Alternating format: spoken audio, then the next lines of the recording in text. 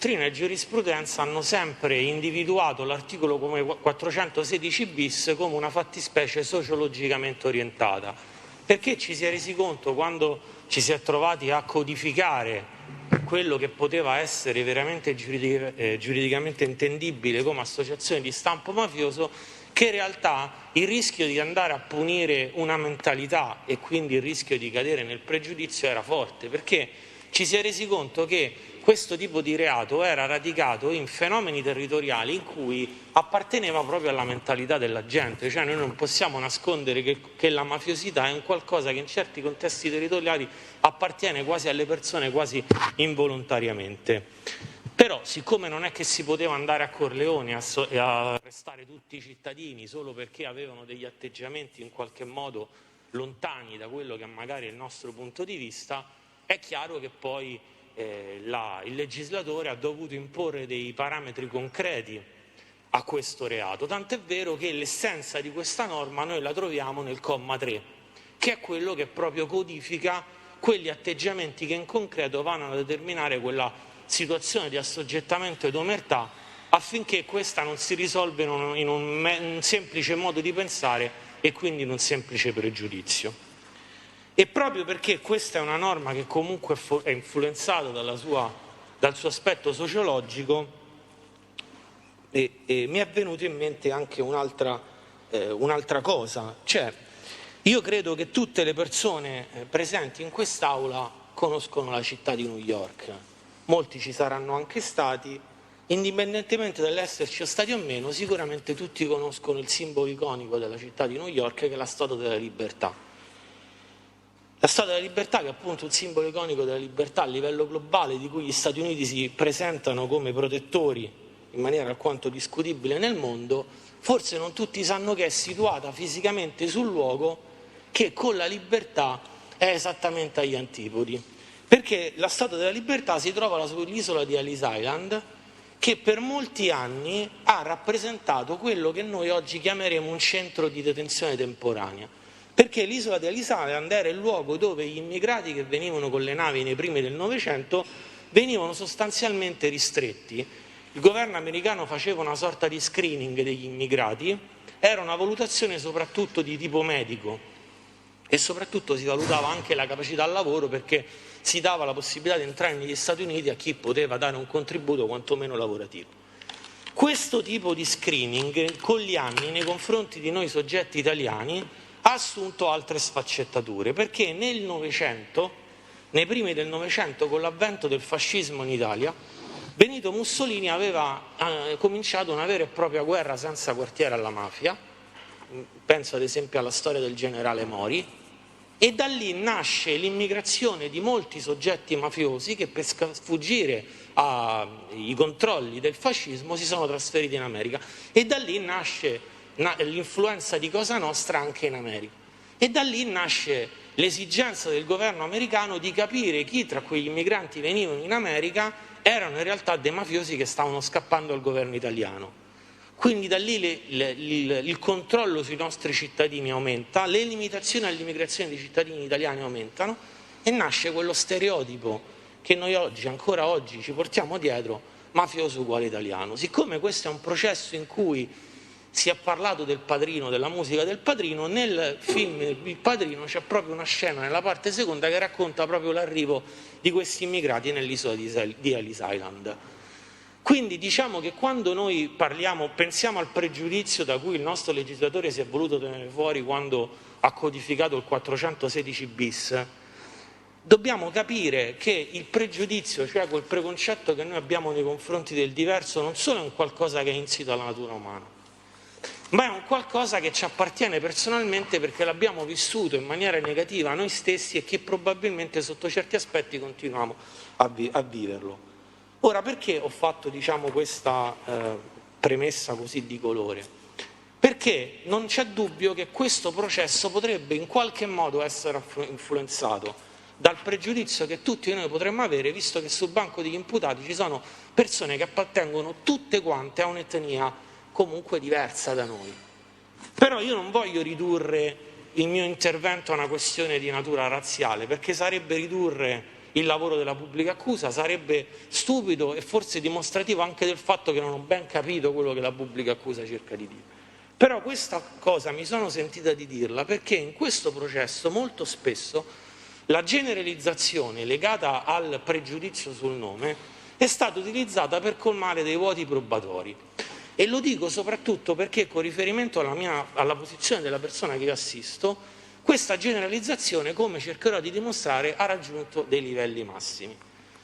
Ora, il problema non è soltanto, diciamo, di approccio sociologico, il problema diventa giuridico nella misura in cui noi sappiamo che il nostro sistema giuridico penal processualistico è fondato su due pilastri, che sono il principio di colpevolezza e il principio di legalità, che tradotto proprio in parole semplicissime significa, lo sapete meglio di me, possiamo punire qualcuno se ha commesso qualcosa con una condotta attiva e ovviamente quella condotta predeterminatamente deve essere stata prevista come illegale. Quindi io la prima richiesta che vi faccio è la richiesta con cui inizio questo mio intervento, è quello alla fine, quando arriverete al punto di riunirvi nella Camera di Consiglio, di giudicare i Casamonica non per quello che sono, ma per quello che hanno fatto. E se quello che hanno fatto rientra nel paradigma dei capi di imputazione che sono stati individuati dalla pubblica accusa. Questo per il rispetto del principio di legalità e di colpevolezza, e questo per evitare di cadere in quel pregiudizio, in quella generalizzazione che, non nascondiamoci, potrebbe essere comunque un rischio di questo processo. Perché quando si introducono elementi molto suggestivi, come quello, i Casamonica sono 30 anni che delinquono e che vivono nell'impunità, è arrivato il momento di punirli, è inevitabile che si tratta ovviamente di una affermazione appunto suggestiva, però che nasconde una certa generalizzazione. Perché che significa i Casamonica sono 30 anni che delinquono e che vivono nell'impunità, oggi è il momento di punirli? Questo non è un giudizio morale, questo è un giudizio di responsabilità penale. Chi sono i Casamonica che in questi 30 anni hanno vissuto nell'impunità? Quali sono i reati che sono rimasti impuniti? Qual è il legame che c'è tra i Casamonica che magari 30 anni fa commettevano dei reati e quelli di questo processo, laddove si pensi che molti degli imputati di questo processo 30 anni fa non erano nemmeno nati, o addirittura, penso al mio assistito, 30 anni fa era una persona inimputabile. Quindi bisogna, prendere le distanze da questa situazione di possibile generalizzazione e pregiudizio.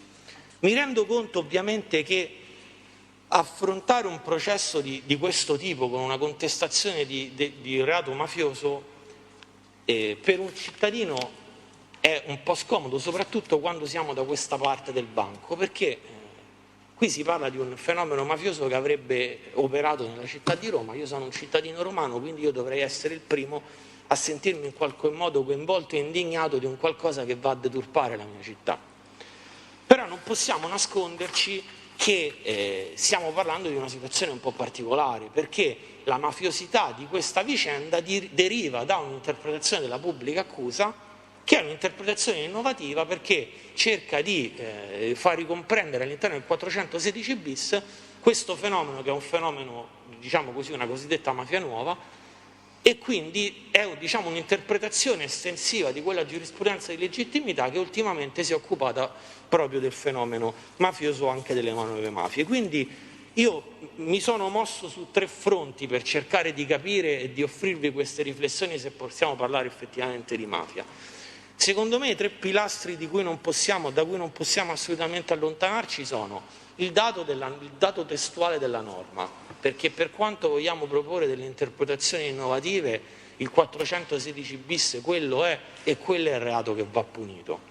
La giurisprudenza di legittimità che si è occupata anche delle cosiddette nuove mafie, e ci metto dentro anche la giurisprudenza di legittimità che si è occupata delle mafie straniere, con riferimento alla mafia nigeriana, alla mafia cinese, perché sono stati dati degli input che possono essere utilizzati anche nel nostro caso. E secondo me è utile anche quello che ha detto la giurisprudenza di legittimità in materia di mafie delocalizzate. In particolare ci sono stati 2 orientamenti giurisprudenziali che si sono susseguiti nel 2015 e nel 2019 in materia di mafie delocalizzate, perché c'era un contrasto, le sezioni semplici erano convinte che ci fosse un contrasto in seno alle sezioni semplici sulla possibilità che si potesse configurare una mafia delocalizzata semplicemente derivante dalla fame criminale della mafia principale, senza dover attivarsi e compiutamente commettere delle condotte antiillecite. Per ben 2 volte il primo presidente della Corte di Cassazione, nel 2015 e nel 2019, ha rigettato la richiesta di mettere la questione alle sezioni unite, perché ha sottolineato come in realtà, facendo leva proprio sul principio di legalità e sul principio di colpevolezza, ha detto: guardate, il contesto non c'è, perché tutti gli orientamenti fanno leva sulla necessarietà che ci debba essere una dimostrazione in senso pratico dello spendere quella fama criminale. Cioè, quando si parla di mafia al nord, proprio perché magari l''ndrangheta non è tipica del Piemonte o della Lombardia, non è necessario che questi soggetti agiscono semplicemente con la fame che si portano dietro, ma devono poi, sotto il profilo pratico, dare dimostrazione che stanno sfruttando quella fama criminale. E quindi questo passaggio di queste pronunce della Corte di Cassazione a me, ad esempio, ha fatto venire in mente quella frase che è stata ripetuta quasi come un mantra da tutti i testimoni di questo procedimento: ma a Roma tutti sanno chi sono i Casamonica, a Roma tutti sanno quello che fanno i Casamonica. Ora, ripetevo, l'ho detto prima, io sono un cittadino romano, lo so anch'io la fama che a Roma hanno i Casamonica, e non la nascondo e non la posso nascondere. Però vi dico pure un'altra cosa, vi dico anche come avrebbe dovuto proseguire quella frase, come probabilmente intimamente queste persone sapevano che proseguiva, ma non l'hanno potuto dire, e poi cercherò anche di interpretare il perché quella frase si ferma lì. La frase "a Roma tutti sanno che fanno i Casamonica e chi sono i Casamonica" finisce con "è meglio non averci a che fare con i Casamonica". Cioè, questa è la naturale conclusione di quella frase, e questo rappresenta un passaggio importante nell'interpretazione di questi fatti. Perché a Roma si può vivere a Via Tuscolana, si può vivere a Cinecittà e non avere a che fare con i Casamonica. È assolutamente pacifico questo. Io sfido chiunque a mettere in dubbio questa affermazione. Viceversa, nei contesti dove opera la mafia non si può non avere a che fare con la mafia. Questo, secondo me, è il primo punto di frizione di questa vicenda. Ed è una cosa che si ricollega alla natura del reato ex articolo 416 bis, che è stato definito reato associativo a scrittura mista o di danno, in cui è necessaria un'attività strumentale esterna ulteriore rispetto al fenomeno associativo stesso. Cioè, che significa in parole povere? Significa che il reato ex articolo 416 bis presenta una dimensione esterna che è insita e immanente al reato stesso. Mi spiego meglio: tutti i reati associativi, tutti i fenomeni associativi nel nostro codice penale si materializzano all'esterno attraverso i loro reati fine, cioè si materializzano all'esterno nei consociati attraverso i reati fine, cioè la gente, la popolazione, quella che dovrebbe subire l'assoggettamento di cui al comma 3 del 416 bis, si accorge dell'esistenza di fenomeni, degli altri fenomeni associativi previsti dal nostro legislatore, perché fanno qualcosa. Per esempio, noi ci accorgiamo dell'esistenza dei cartelli che importano la cocaina perché il telegiornale ci dice che sono state sequestrate tonnellate di cocaina sulla nave ferma al porto di Gioia Tauro. E allora noi lì ci rendiamo conto che per far muovere 100 kg di cocaina dalla Colombia in Italia ci doveva essere un'organizzazione. Stessa cosa per le associazioni semplici, magari finalizzate alle rapine. I telegiornali raccontano che terzo blindato assalito in 2 settimane, dietro c'è un'organizzazione del clan, e quindi ci rendiamo conto che c'è questa. Stessa cosa per l'associazione terroristica, purtroppo ci rendiamo conto solo dopo che si sono verificati gli atti terroristici che dietro c'erano delle cellule. Per il delitto ex articolo 416 bis non è così, perché la norma ci chiede che quella condizione di assoggettamento che influenza la popolazione non deriva dal fatto che esistono dei reati fine, ma è immanente all'esistenza di quell'associazione stessa, perché in quel contesto territoriale la gente vive influenzata da questo fenomeno. Ecco perché dico: dove opera la mafia non si può fare a meno della mafia, perché ci avrà a che fare con la mafia la persona che ha il negozio che gli vanno a chiedere il pizzo e quindi dovrà pagare il racket, ci avrà a che fare con la mafia il dipendente della pubblica amministrazione, perché magari ci sono le persone in fila, arriva quello che è il figlio di Don Vito e bisogna farlo passare avanti, ci avrà a che fare i dipendenti di banca, ci avranno a che fare gli imprenditori, perché si troveranno ostacolati quando parteciperanno a un appalto pubblico. Quindi questo è il punto di partenza, non si può non avere a che fare con la mafia, e questa è una considerazione che è assolutamente in antitesi rispetto a un dato che è stato molto enfatizzato in questo processo e che appartiene proprio alla dinamica territoriale di questo clan, ed è legato al vicolo di Porta Furba. Ora noi sappiamo, perché è emerso nell'istruttoria dibattimentale, che al vicolo di Porta Furba è pacifico che oltre a le case abitate della famiglia Casamonica ci sono anche i civici abitati da persone assolutamente normali. Nessuno si è preoccupato di andare a chiedere a queste persone che vivono a 5 metri di distanza dai Casamonica se hanno subito quel clima di assoggettamento ed omertà di cui parla il 416 bis, comma 3. Ma secondo me, al di là di questo, il problema è proprio sociale, nel senso, io mi sono reso conto che nei grandi contesti urbani, come ad esempio la città di Roma, ma come tante altre città pure nel mondo, dove i fenomeni criminali non riescono ad accaparrarsi fette importanti del territorio, come avviene ad esempio nelle città del sud, noi assistiamo a una sorta di ghettizzazione del contesto urbano criminale. Vicolo di Porta Furba, quella terra di nessuno di cui parla il giudice Picazzo nella sentenza del 74, non è terra di nessuno perché nel vicolo di Porta Furba i Casamonica si sono sostituiti allo Stato e quindi esercitano quella potestà statale che è tipica delle consorterie mafiose. Vicolo di Porta Furba è terra di nessuno perché per la conformazione del territorio e per il fatto che ci abitano praticamente quasi tutti loro era più facile svolgere un'attività di spaccio, perché questo dice la sentenza. Ora, questo non è tanto diverso da quello che accade ad esempio nel quartiere romano di Tor Bella Monaca o quello che accade a San Basilio. Signor Presidente, via Corinaldo è qui di fronte. Se noi con la macchina, anziché giriamo dalla parte opposta rispetto all'aula bunker, per venire all'aula bunker, ci troviamo in una delle piazze di spaccio più fiorenti di Roma. Ora, io non credo che noi qui subiamo l'assoggettamento di quello che succede a 100 metri di qui, ma quello che dico è che quartieri come Tor Bella Monaca, quartieri come San Basilio, nella pratica non sono poi così diversi da quello che questo processo ha dimostrato accadeva a Vicolo di Porta Furba, dove per la ghettizzazione urbana di quel territorio era più facile l'attività di spaccio, che è un po' quello che succede nelle grandi città. Mi viene in mente le favelas di Rio de Janeiro, cioè è come se certi contesti urbani rifiutassero la criminalità emarginandola.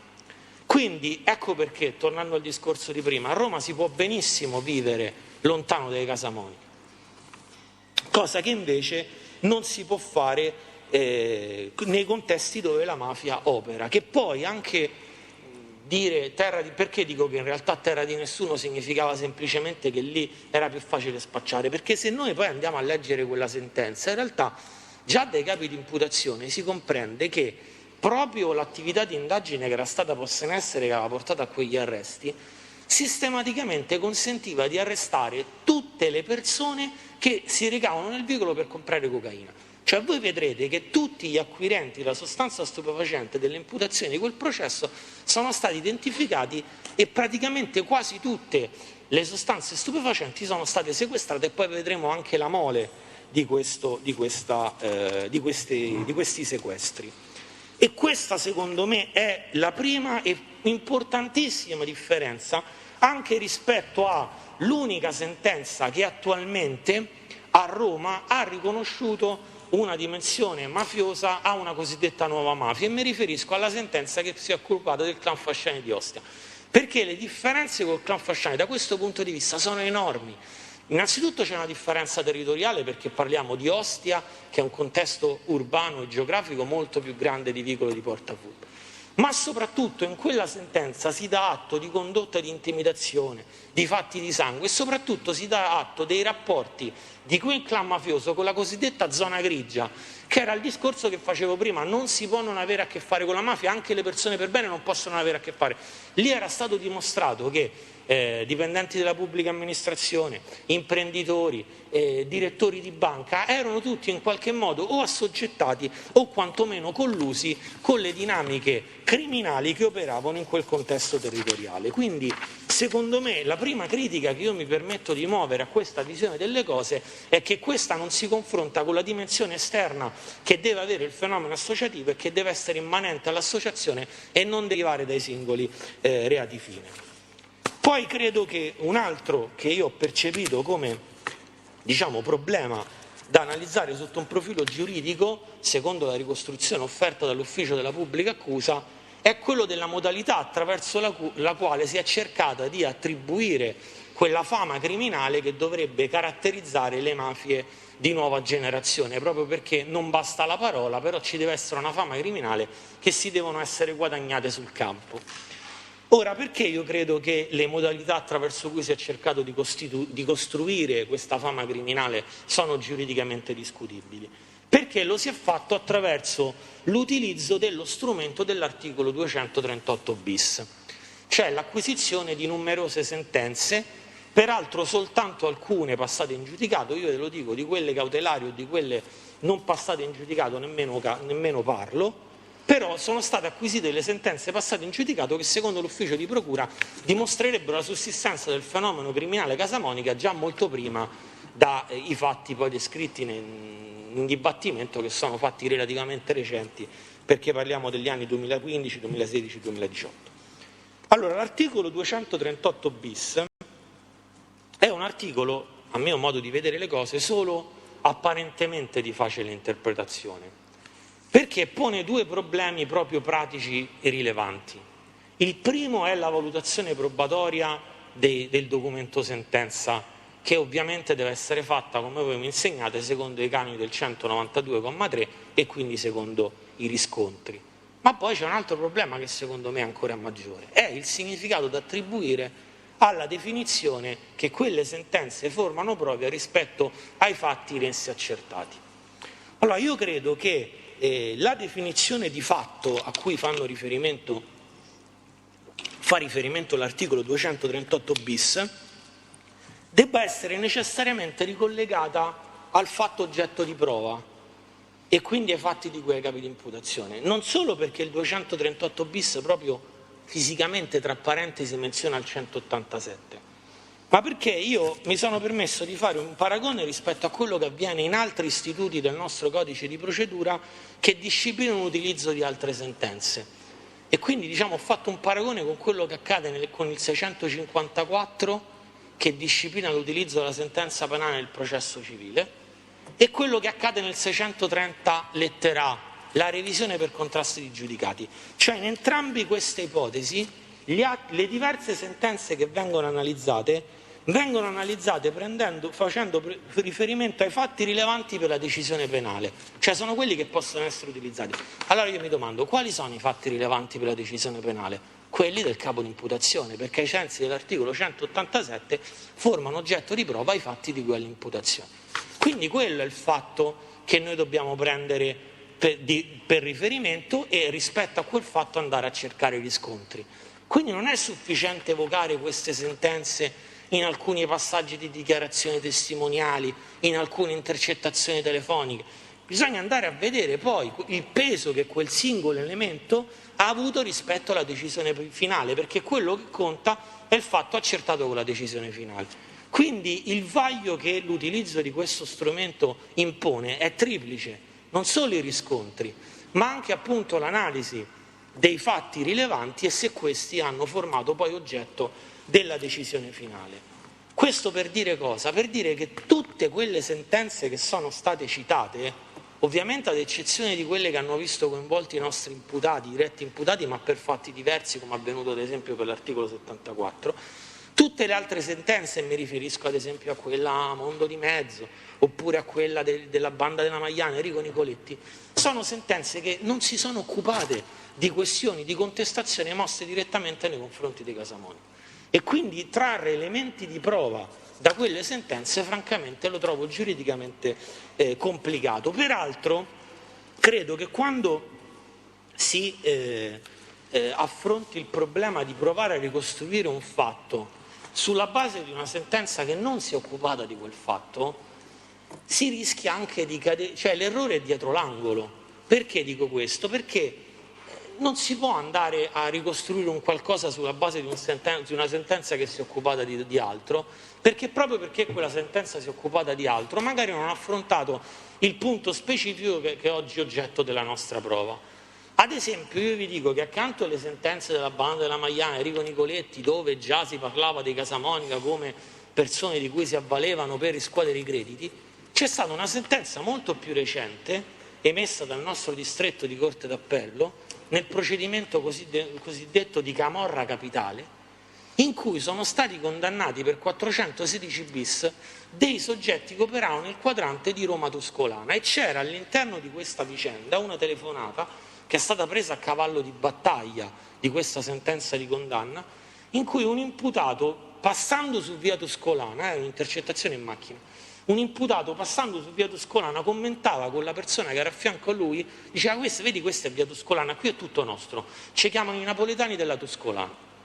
Quindi ecco perché dico, se noi proviamo a ricostruire un fatto sulla base di una sentenza che non si è occupata di quel fatto, l'errore è dietro l'angolo, perché non ci misureremo mai con il problema che invece potrebbe sorgere sull'effettiva possibilità che possano coesistere due fenomeni associativi sulla medesima via, senza che nessuno di quei fenomeni associativi si sia preoccupato dell'altro, perché noi non troviamo traccia del fenomeno Casamonica nella sentenza Camorra Capitale e non troviamo traccia dei napoletani della Tuscolana nel nostro procedimento, perché non è stato mai menzionato. Quindi diciamo, questi sono problemi che possono essere risolti solo attenendoci a quello che la nostra istruttoria dibattimentale ci ha offerto, e che quindi le nostre prove, che possiamo valutare come prove ai sensi dell'articolo 187, oggi abbiamo a disposizione. E credo che per analizzare le prove, proprio perché ho fatto riferimento all'articolo 187 del Codice di procedura penale, non si possa non analizzare quello che noi oggi abbiamo alla luce di quella che è la contestazione. Ora, la contestazione di questa associazione, che è importante perché praticamente nel capo di imputazione si dà corpo al comma 3 del 416 bis, cioè il 416 bis, come ho detto prima, al comma 3 prevede le dinamiche concrete che determinano l'associazione la condizione di assoggettamento. Quelle dinamiche concrete nell'ipotesi di Casamonica dovrebbero essere rappresentate da quello che è descritto nel capo di imputazione. Quindi noi abbiamo un'associazione che operava nella zona Appia Tuscolana della città di Roma, con base operativa in vicolo di Portafurba, che si avvale della forza di intimidazione che scaturisce dal vincolo associativo e della conseguente condizione di assoggettamento d'omertà che ne deriva, al fine di commettere delitti contro il patrimonio, nella specie usure ed estorsioni, contro la vita e l'incolumità individuale in materia di armi, effettuare e affermare il controllo egemonico sul territorio, realizzato anche attraverso accordi con organizzazioni criminose omologhe, sopprimendo i soggetti che a quel controllo si contrappongono, conseguire vantaggi patrimoniali dalle attività economiche che si svolgono nel territorio attraverso o la partecipazione alle stesse, ovvero la riscossione delle somme di denaro, eccetera, acquisire direttamente o indirettamente la gestione o il controllo di attività economiche in diversi settori, o comunque al fine di procurarsi ingiuste utilità. Quindi questo è la dimensione concreta che il fenomeno Casamonica dovrebbe aver avuto e che dovrebbe aver determinato quella condizione di assoggettamento ed omertà che è quella che richiede la giurisprudenza anche per le cosiddette nuove mafie. Allora, per quanto riguarda l'assoggettamento del territorio, ho già fatto le mie riflessioni per quanto riguarda il contesto urbano di Vicolo di Portafurba. C'è il problema legato ai reati fine, non è indiscutibile che in questo procedimento sono stati contestati numerosissimi reati fine, quindi non è che ci possiamo nascondere di fronte a questo dato. Però vanno analizzati in chiave 416 bis, perché poi condannare per gli episodi di usura e estorsione non significa automaticamente riconoscere il 416 bis. Quindi bisogna vedere che valenza questi reati fine hanno rispetto al 416 bis. Io mi permetto di dire, io non voglio, perché ho sentito anche nella discussione di una parte civile che diceva spesso purtroppo nei reati di usura si tende a vittimizzare, a colpevolizzare le vittime. È vero, perché io non voglio cadere in questo, non è che voglio parlare male delle vittime del fenomeno di usura. Però nel momento in cui mi trovo a leggere questi reati in dimensione associativa non posso fare a meno di notare che le dinamiche di usura sono dinamiche in cui c'è una collaborazione quasi iniziativa da parte della vittima stessa. Ora, tornando a quel discorso, nessuno vuole avere a che fare con i Casamonica, mi verrebbe da dire c'è da andare a analizzare poi singola posizione per posizione perché si è deciso di andare a chiedere i soldi proprio a queste persone. Io potrei dire, ad esempio, che ci sono state situazioni in questo dibattimento in cui ero oggettivo che non è che queste persone potevano andare a chiedere i soldi a parenti o ad amici. Perché se io devo chiedere i soldi per mandare avanti un'attività, magari posso interloquire con mio fratello, con mio zio, con mia madre. Se io devo andare a chiedere i soldi perché mi drogo, perché scommetto, è chiaro che non è che posso andare a chiedere aiuto a chi mi ha aiutato fino a quel giorno. C'è stato un testimone di questo procedimento che si è avvalso della facoltà di non rispondere, ma comunque la sua vicenda è stata portata a cavallo di battaglia di queste accuse, che ci ha scritto anche un libro in cui si vanta di come ha fregato tutti i suoi amici. Quindi poi bisogna andare ad analizzare le ragioni perché si vanno a chiedere i soldi proprio a questo tipo di persone. Però lasciamo da parte un attimo questa questione, analizziamo i reati fine, analizziamo questi reati fine e vediamo che sono quasi tutti episodi di esercizio di erogazione di credito, quindi usura o esercizio abusivo, e dove in quasi tutte le estorsioni contestate in questa vicenda sono una sorta di progressione criminosa dell'usura, nel senso che molto spesso l'estorsione è legata al fatto che non venivano corrisposti i pagamenti dei canoni usurai. E io mi permetto di dire che l'evoluzione dell'usura in estorsione non è certo un fenomeno criminale dimostrativo e tipico di un'associazione mafiosa, anzi l'evoluzione dell'usura in estorsione è un fatto giuridicamente ritenuto pacifico, soprattutto se pensiamo agli ultimi orientamenti giurisprudenziali, quello delle sezioni unite in materia di distinzione tra esercizio abusivo del credito e estorsione, che ha proprio chiarito a chiare lettere che quando si va a pretendere un credito usuraio, proprio perché si pretende qualcosa di illegale, il tasso usuraio, automaticamente si commette estorsione. Quindi non ci può essere pretesa alla restituzione del credito usuraio senza poi avere un'estorsione, ovviamente quando la pretesa è esercitata con un minimo di minaccia. In ogni caso, di tutti questi capi di imputazione ci sono solo 6 estorsioni che noi potremmo definire pure, cioè estorsioni che sono state fatte proprio come prepotenze nei confronti delle persone indipendentemente dal rapporto economico a monte. Mi viene in mente la vicenda di Ernesto Sanità, mi viene in mente la vicenda di Barcaccia e poi ci sono alcune vicende di estorsione legate a persone che, da quello che ho capito, non avevano pagato dei debiti di droga. Di queste 6 fattispecie estorsive, chiamiamole pure, ce n'è solo una che vede coinvolti gli imputati del reato di cui al 416 bis capo A, che è l'estorsione relativa al locale OM Club che riguarda la vittima e Laurito Daniele, perché qui vediamo la presenza di Giuseppe Casamonica, Liliana Casamonica, Massimiliano Casamonica. Negli altri casi sono invece tutte iniziative singole di ogni singolo imputato.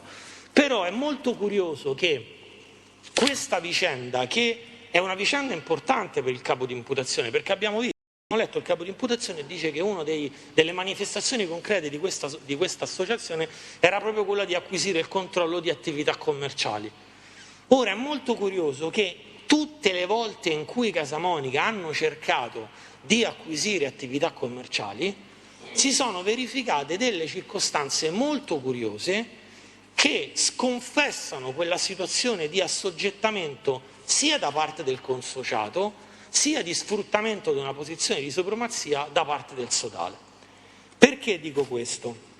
Allora, la giurisprudenza di legittimità, sempre facendo leva sulle cosiddette nuove mafie, ha detto una cosa anche molto importante. Siccome per queste nuove mafie non basta la parola, appunto è necessario che quella condizione di assoggettamento se la siano guadagnata sul campo attraverso degli atti di intimidazione e violenza che devono preesistere rispetto alla manifestazione del reato associativo. Cioè, quando noi andiamo a giudicare il nuovo fenomeno mafioso, ci devono essere già stati dei fenomeni di intimidazione e violenza che hanno permesso a questo fenomeno mafioso, che non si chiama mafia, che non si chiama 'ndrangheta, che non si chiama camorra, però sul territorio cittadino di incutere comunque una paura, che era quello che era successo ad Ostia, perché ad Ostia c'erano vicende di locali che si erano opposti al pizzo e c'erano state storie di incendi, di devastazioni, quindi lì era una situazione in cui chi non si assoggettava a quel clan sapeva già che avrebbe corso il rischio di chi lo aveva preceduto. Ecco perché la giurisprudenza di legittimità dice gli atti di intimidazione e violenza devono preesistere rispetto all'associazione mafiosa. Ora, io credo che da questo punto di vista, ad esempio, quel capo di imputazione che vi ho letto presenta un vuoto, perché quelle condotte contro la vita, di soppressione dei soggetti che si oppongono al tentativo di controllo di attività commerciali, in questo processo non sono stati dimostrati. Anzi, è stato dimostrato l'esatto contrario. Io credo che nella vostra esperienza professionale, ma anche leggendo i quotidiani, sentendo le storie, non vi sia mai capitato di sentire di persone che hanno provato, ci sono riuscite a rubare o a truffare la mafia. Proprio per quella situazione di assoggettamento che deriva prima, io non mi vado, e io che vivo in quel contesto so che non mi posso andare a mettere contro la mafia. Magari la denuncio, ma non è che vado a fare un reato, vado a fare una prepotenza alla mafia.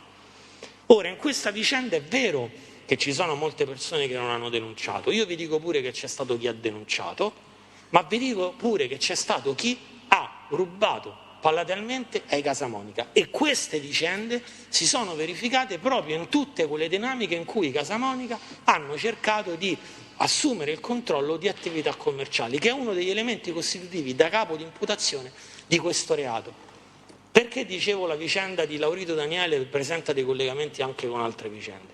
Perché la vicenda di Laurito Daniele nasce da quella storia di quella serata in discoteca fatta con i soldi di Massimiliano Casamonica, rispetto alla quale poi non si è riuscito bene a capire che fine abbiano fatto gli incassi di quella serata. E uno. Bonilauro Alessandro, ristorante Snob Fish, la si può leggere e interpretare in tutti i modi che vogliamo, ma rimane il dato pacifico che questo signore acquista un'attività di ristorante in società con Massimiliano Casamonica, la rivende, si intasca l'intero prezzo e se ne va in Spagna. Sotto questo profilo presenta dei connotati di similitudine, per quello che cercherò di dimostrarvi, anche la vicenda del femme fatale di Pamela Frittella. Con riferimento però alla vicenda di femme fatale di Pamela Frittella dico subito una cosa: perché secondo me ogni qualvolta in cui i Casamonica hanno effettivamente cercato di prendere il controllo di attività commerciali non si possono valutare questi fenomeni in chiave associativa? Perché a me sembra, ad esempio, e la vicenda di Pamela Frittella ne è un esempio plastico, che siano state iniziative del tutto personali dei soggetti agenti. La vicenda di Pamela Frittella, che poi vedremo nel dettaglio perché è un capo di imputazione specifico, Mosse Ripo Casamonica, è assolutamente speculare un'altra vicenda che viene raccontata da Deborah Cerreoni e che ha la medesima finalità. Deborah Cerreoni racconta la vicenda del tentativo di un acquisto insieme al marito Massimiliano di un ristorante chiamato Blues Canal. La volontà, l'idea di acquistare questo ristorante nasce dal fatto che avevano voglia di creare una vita insieme, di allontanarsi dal contesto familiare, perché alla Cerreoni non piaceva, eccetera, eccetera. Tant'è vero che il tentativo di acquisire questo ristorante viene fatto con l'intento di far scendere i familiari della Cerreoni da Bologna, quindi Massimiliano Casamonica investe in un'attività consapevole che i suoi soci sarebbero stati delle persone esterne a questa attività, che sarebbero stati i familiari di Deborah Cerreoni. Poi la cosa non va in porto perché i familiari, non so, si rifiutano, accettano o non accettano, e lui cosa fa? Non è che va a chiedere aiuto ai suoi sodali, ma va a chiedere aiuto un'altra volta a una persona esterna, che era quella Giuseppina Di Marzio, che era una persona che secondo lui era addentrata in quel tipo di settore commerciale. Quando interviene una persona, un sodale in questa vicenda, quando interviene alla fine, quando ormai l'operazione commerciale è saltata, interviene alla fine soltanto perché ci si lamenta che la povera Deborah Cerioni non era stata capace di farsi ridare indietro i 20.000 euro di caparra, che insomma voglio dire, non è che nessuno sarebbe stato in grado di farsi dare indietro i 20.000 euro di caparra, infatti nessuno ha recuperato quei 20.000 euro di caparra. Quindi qui la finalità che muoveva le persone era quella di creare un futuro alternativo che non aveva nulla a che fare con l'esigenza di assoggettare attività commerciali al controllo del clan, e soprattutto non c'è mai stata la dimostrazione pratica neanche nemmeno dell'idea di sopprimere le persone che si mettevano contro. Noi qui abbiamo visto che ci sono state persone che hanno truffato i Casa Monica e ce lo sono venute a raccontare in dibattimento. Questo secondo me è la dimostrazione che sotto un profilo pratico mancava nei consociati quella consapevolezza di fama criminale, non tanto nel nome che riconosco anch'io, quanto proprio negli aspetti concreti. Cioè nessuno sapeva che in passato qualcuno aveva truffato i Casa Monica e gli era stata tagliata la testa e quindi ci si è permessi di fare questo. E dalla parte dei sodali c'è la dimostrazione di non avere nemmeno la convinzione di poter agire sfruttando questa fama criminale, perché poi di fatto chi ha cercato di intraprendere iniziative commerciali lo ha fatto mosso da fini del tutto personali, come Massimiliano Casamonica, come vedremo Enrico Casamonica per il Femme Fatale. Dicevo prima, è vero che c'è chi non ha denunciato, c'è stato anche chi ha denunciato.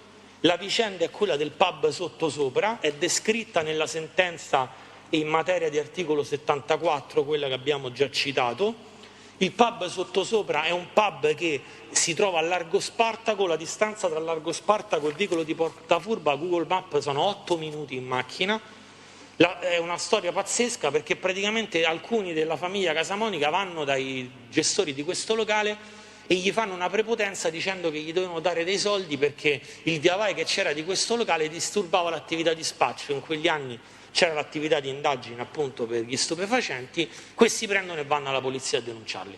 Oggi il pub sottosopra sta ancora lì, quindi vediamo che, tornando a quel discorso che facevo prima, chi sa che a Roma chi sono i Casamonica e sa che non è meglio averci a che fare con i Casamonica, di fronte a una pretesa del genere, proprio perché sa che non è che ci sono stati pregressi episodi di chi si è ribellato e è morto, ha preso ed è andato a denunciarli tranquillamente alla polizia.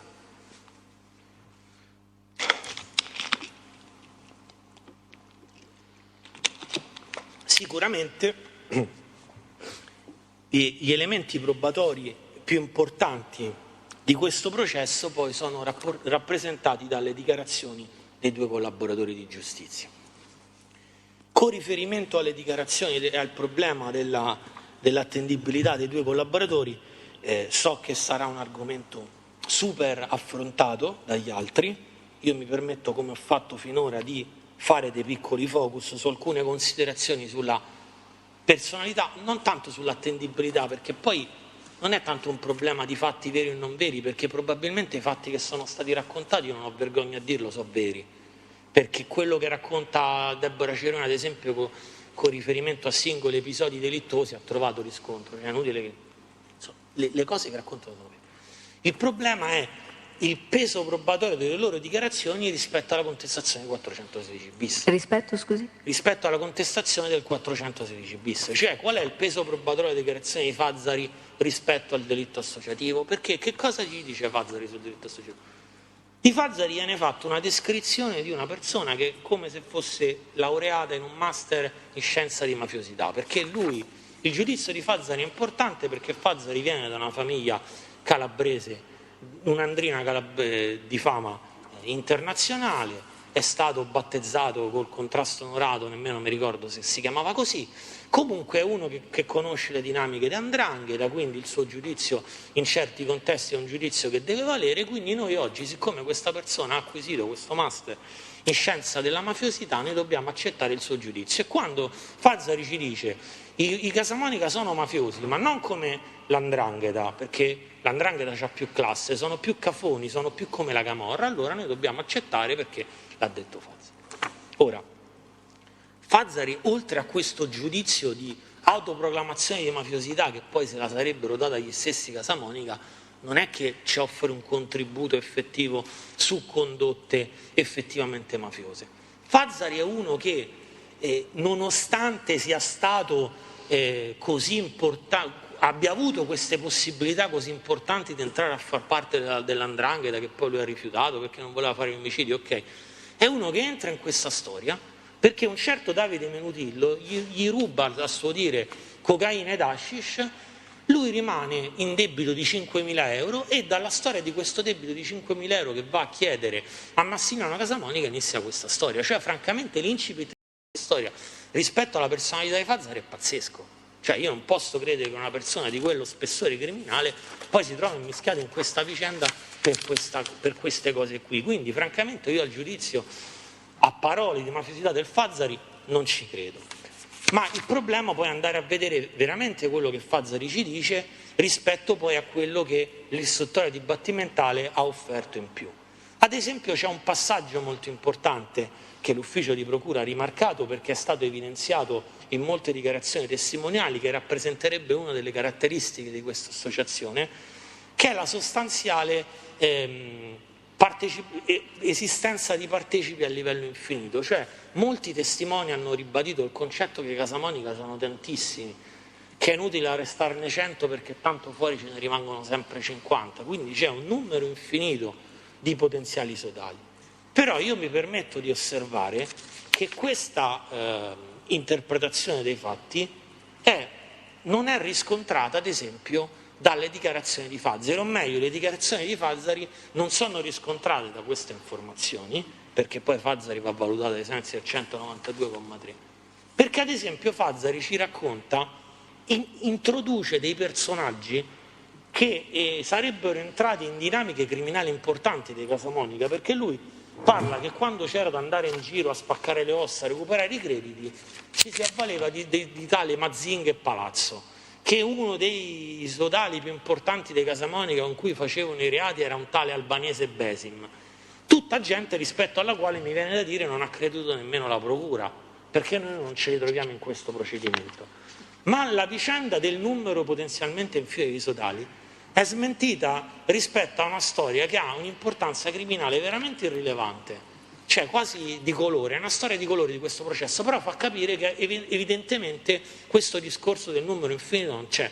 Mi riferisco alla fuitina di questa figlia di Giuseppe Casamonica, che poi non era la figlia di Giuseppe Casamonica.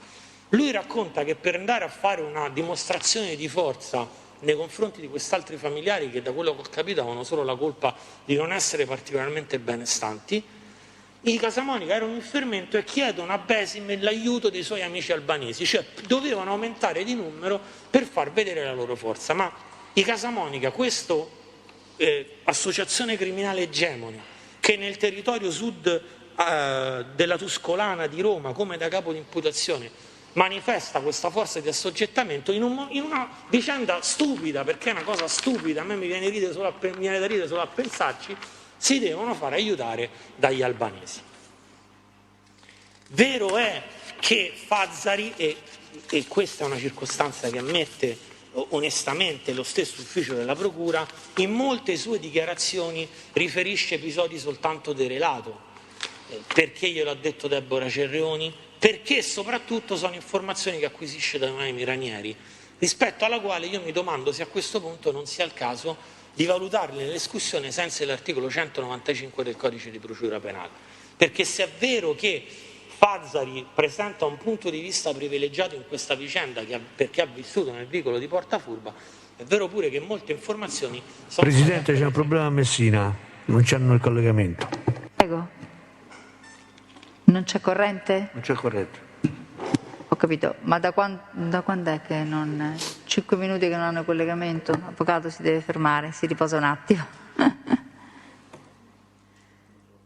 Siamo in condizioni di seguire. Sì, possiamo tranquillizzare Messina, non si sono persi niente. Sì, no, vabbè, assolutamente, ogni parola è importante, allora, prego. No, dicevo, quindi appunto se noi partiamo dal presupposto che Fazzari aveva un punto di vista privilegiato, è pure vero che però quelle dichiarazioni trovano fonte diretta in Noemi Ranieri e quindi questo problema procedurale da valutare il testimone diretto comunque a questo punto credo si imponga.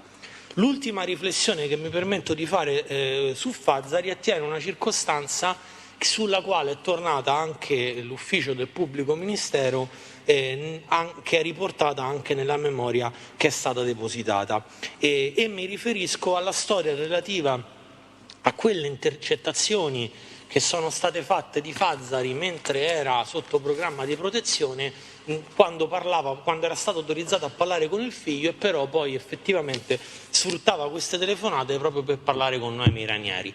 La procura le riporta perché dice: guardate la genuinità di Fazzari, anche di fronte a un dato probatorio che effettivamente poteva sembrare scomodo, in realtà lui non ha avuto vergogna a dire che effettivamente in qualche occasione ha parlato con Noemi Ranieri, ma lo ha fatto soltanto per convincerla a collaborare per il bene del bambino. Ok, e detta così non ci sarebbe nessun problema.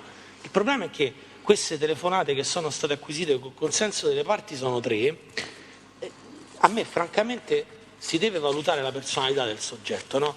A me francamente non sembra che siano telefonate di uno che parla con la moglie cercandola di invitarla a collaborare per il bene del bambino. Innanzitutto tu sei una persona che siamo fuori dai 180 giorni e questo è pacifico, quindi diciamo quei vincoli normativi non ci sono, però è anche vero che noi sappiamo che Fazzari ha reso degli interrogatori anche oltre i 180 giorni, peraltro in un periodo concomitante con queste date, perché questi intervengono ad ottobre e novembre 2016, e questi interrogatori sono stati oggetto anche di contestazione in questo procedimento, tant'è vero che ci sono stati degli avvocati che nel corso del dibattimento hanno eccepito il fatto che si trattasse di dichiarazioni rese oltre 180 giorni. Ci sono state proprio delle questioni che io mi sono ritrovato rileggendo le trascrizioni del dibattimento. Quindi comunque parliamo di una situazione in cui il soggetto stava ancora rendendo dichiarazioni per questi fatti, e da queste 3 telefonate innanzitutto tu sei una persona che sei autorizzata a parlare con tuo figlio, quindi già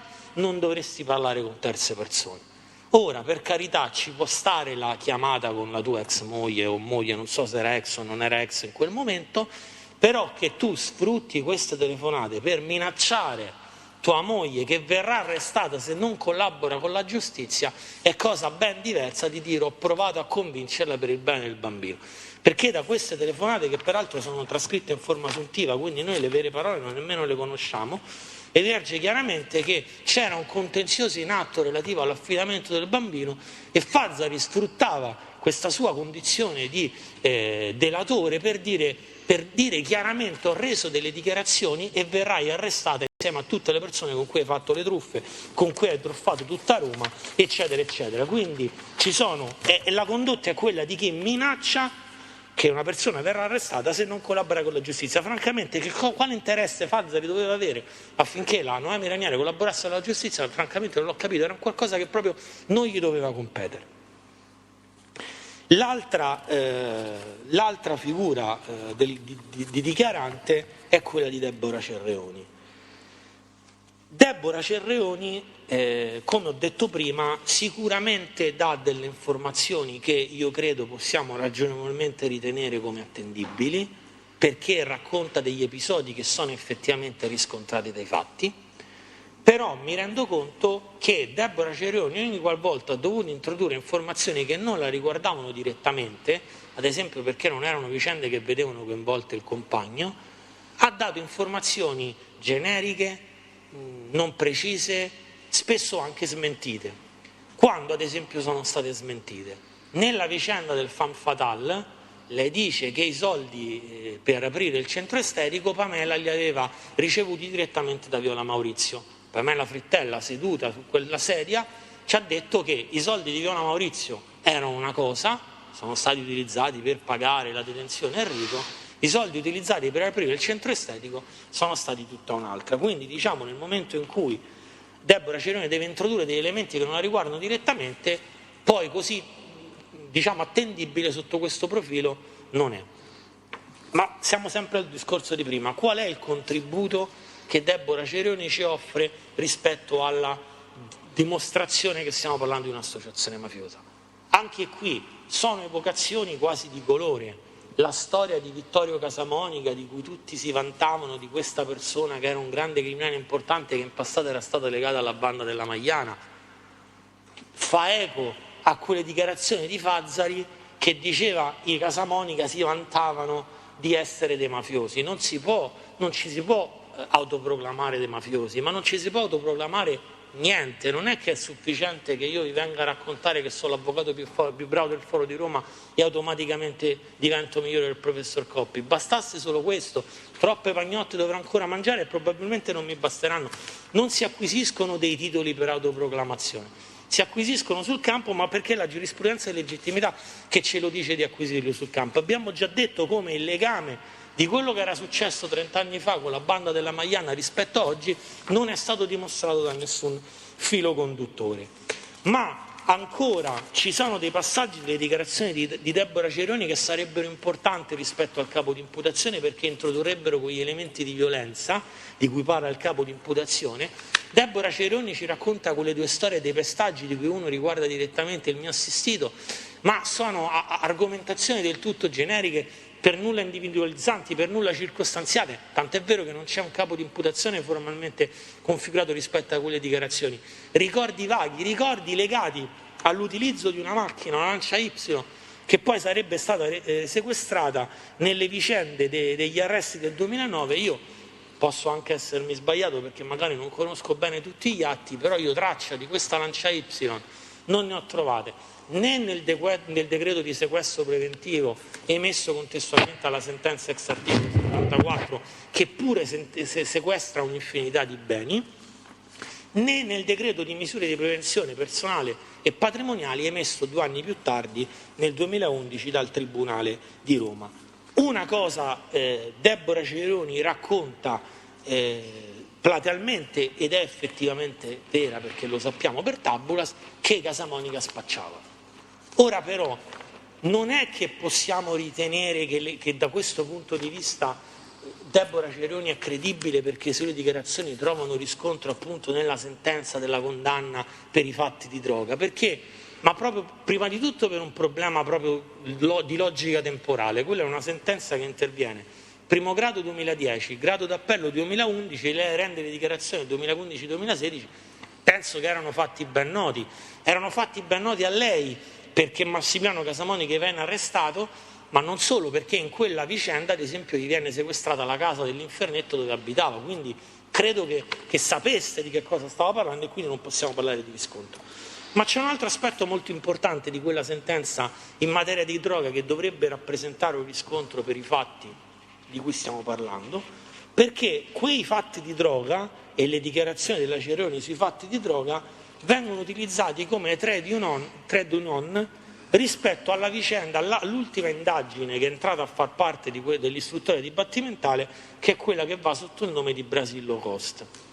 Cioè si è cercato di dimostrare come l'attività in materia di traffico di stupefacenti, che trova prova nella sentenza emesse nel 2010 e 2011, sia proseguita ai giorni d'oggi, grazie poi a queste ulteriori indagini, e soprattutto questo legame sarebbe dimostrato da un'informazione investigativa che però è rimasta una mera ipotesi, e mi riferisco al fatto che Salvatore Casamonica avrebbe ricevuto i contatti con i fornitori del Sud America dei 2 fratelli detenuti. Ora, che i 2 fratelli detenuti siano stati individuati in Enrico e Giuseppe, questa in realtà è una deduzione dell'organo inquirente, perché a parte che queste sono informazioni che il capitano, non so se era capitano, vabbè, il teste Cortese riferisce del relato su quello che gli avrebbe detto il francese, che era agente undercover in quel momento.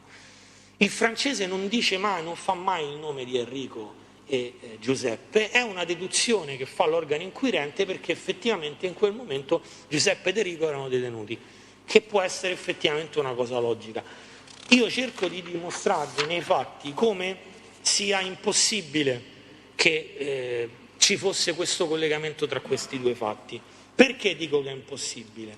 Perché basta leggere le vicende relative a quella sentenza passata in giudicato nei confronti di Enrico Casamonica e gli altri fratelli, di cui ho già anticipato prima, per capire che quant'anche fosse vera l'ipotesi investigativa che è alla base dell'indagine Brasile Low Cost, che pretende, questo è un fatto che riguarda i difensori di Salvatore Casamonica, lascia a loro, però da quello che ho capito si pretende di sostenere che questa persona avesse canali per importare in Italia tonnellate e tonnellate di cocaina, cioè qualora fosse vera questa ipotesi, che questa ipotesi non può trovare riscontro nel fatto che queste persone sono state condannate, lo dimostra il fatto che quei canali non potevano mai essere gli stessi. Perché lo volete sapere per cosa sono stati condannati, per quali quantitativi sono stati condannati Giuseppe e Enrico nei fatti del 74? Capo A è l'associazione, capo B quantitativo non accertato, capo C grammi 1 e grammi 1,7, capo D grammi 5, capo E grammi 20, qui si è esagerato, capo F grammi 1,2, capo G grammi 1,1, capo I grammi 1, capo L grammi 1,2, capo O grammi 0,7, capo Q grammi 10,7, capo R, che è l'ultimo, grammi 1,5. Questa è la dimensione di spaccio dell'attività di quel 74, un'attività di spaccio su piazza assolutamente compatibile, come dicevo all'inizio, con le dinamiche che troviamo a Vicolo di Portafurba, a Tor Bella Monaca, a San Basilio. Quindi i legami tra queste due vicende, francamente, io non ne vedo. Altra informazione che troviamo nelle dichiarazioni di Deborah Cerreoni e che presenta un ulteriore punto di frizione rispetto alla visione di questi fatti in chiave associativa è quell'altra vicenda al pari molto suggestiva relativa ai tanti soldi nascosti nelle mura delle case. Questi soldi murati, addirittura soldi per 1 milione di euro, particolare non di poco conto, su questi denari c'erano impresse le iniziali che corrispondevano ad ogni singolo fratello.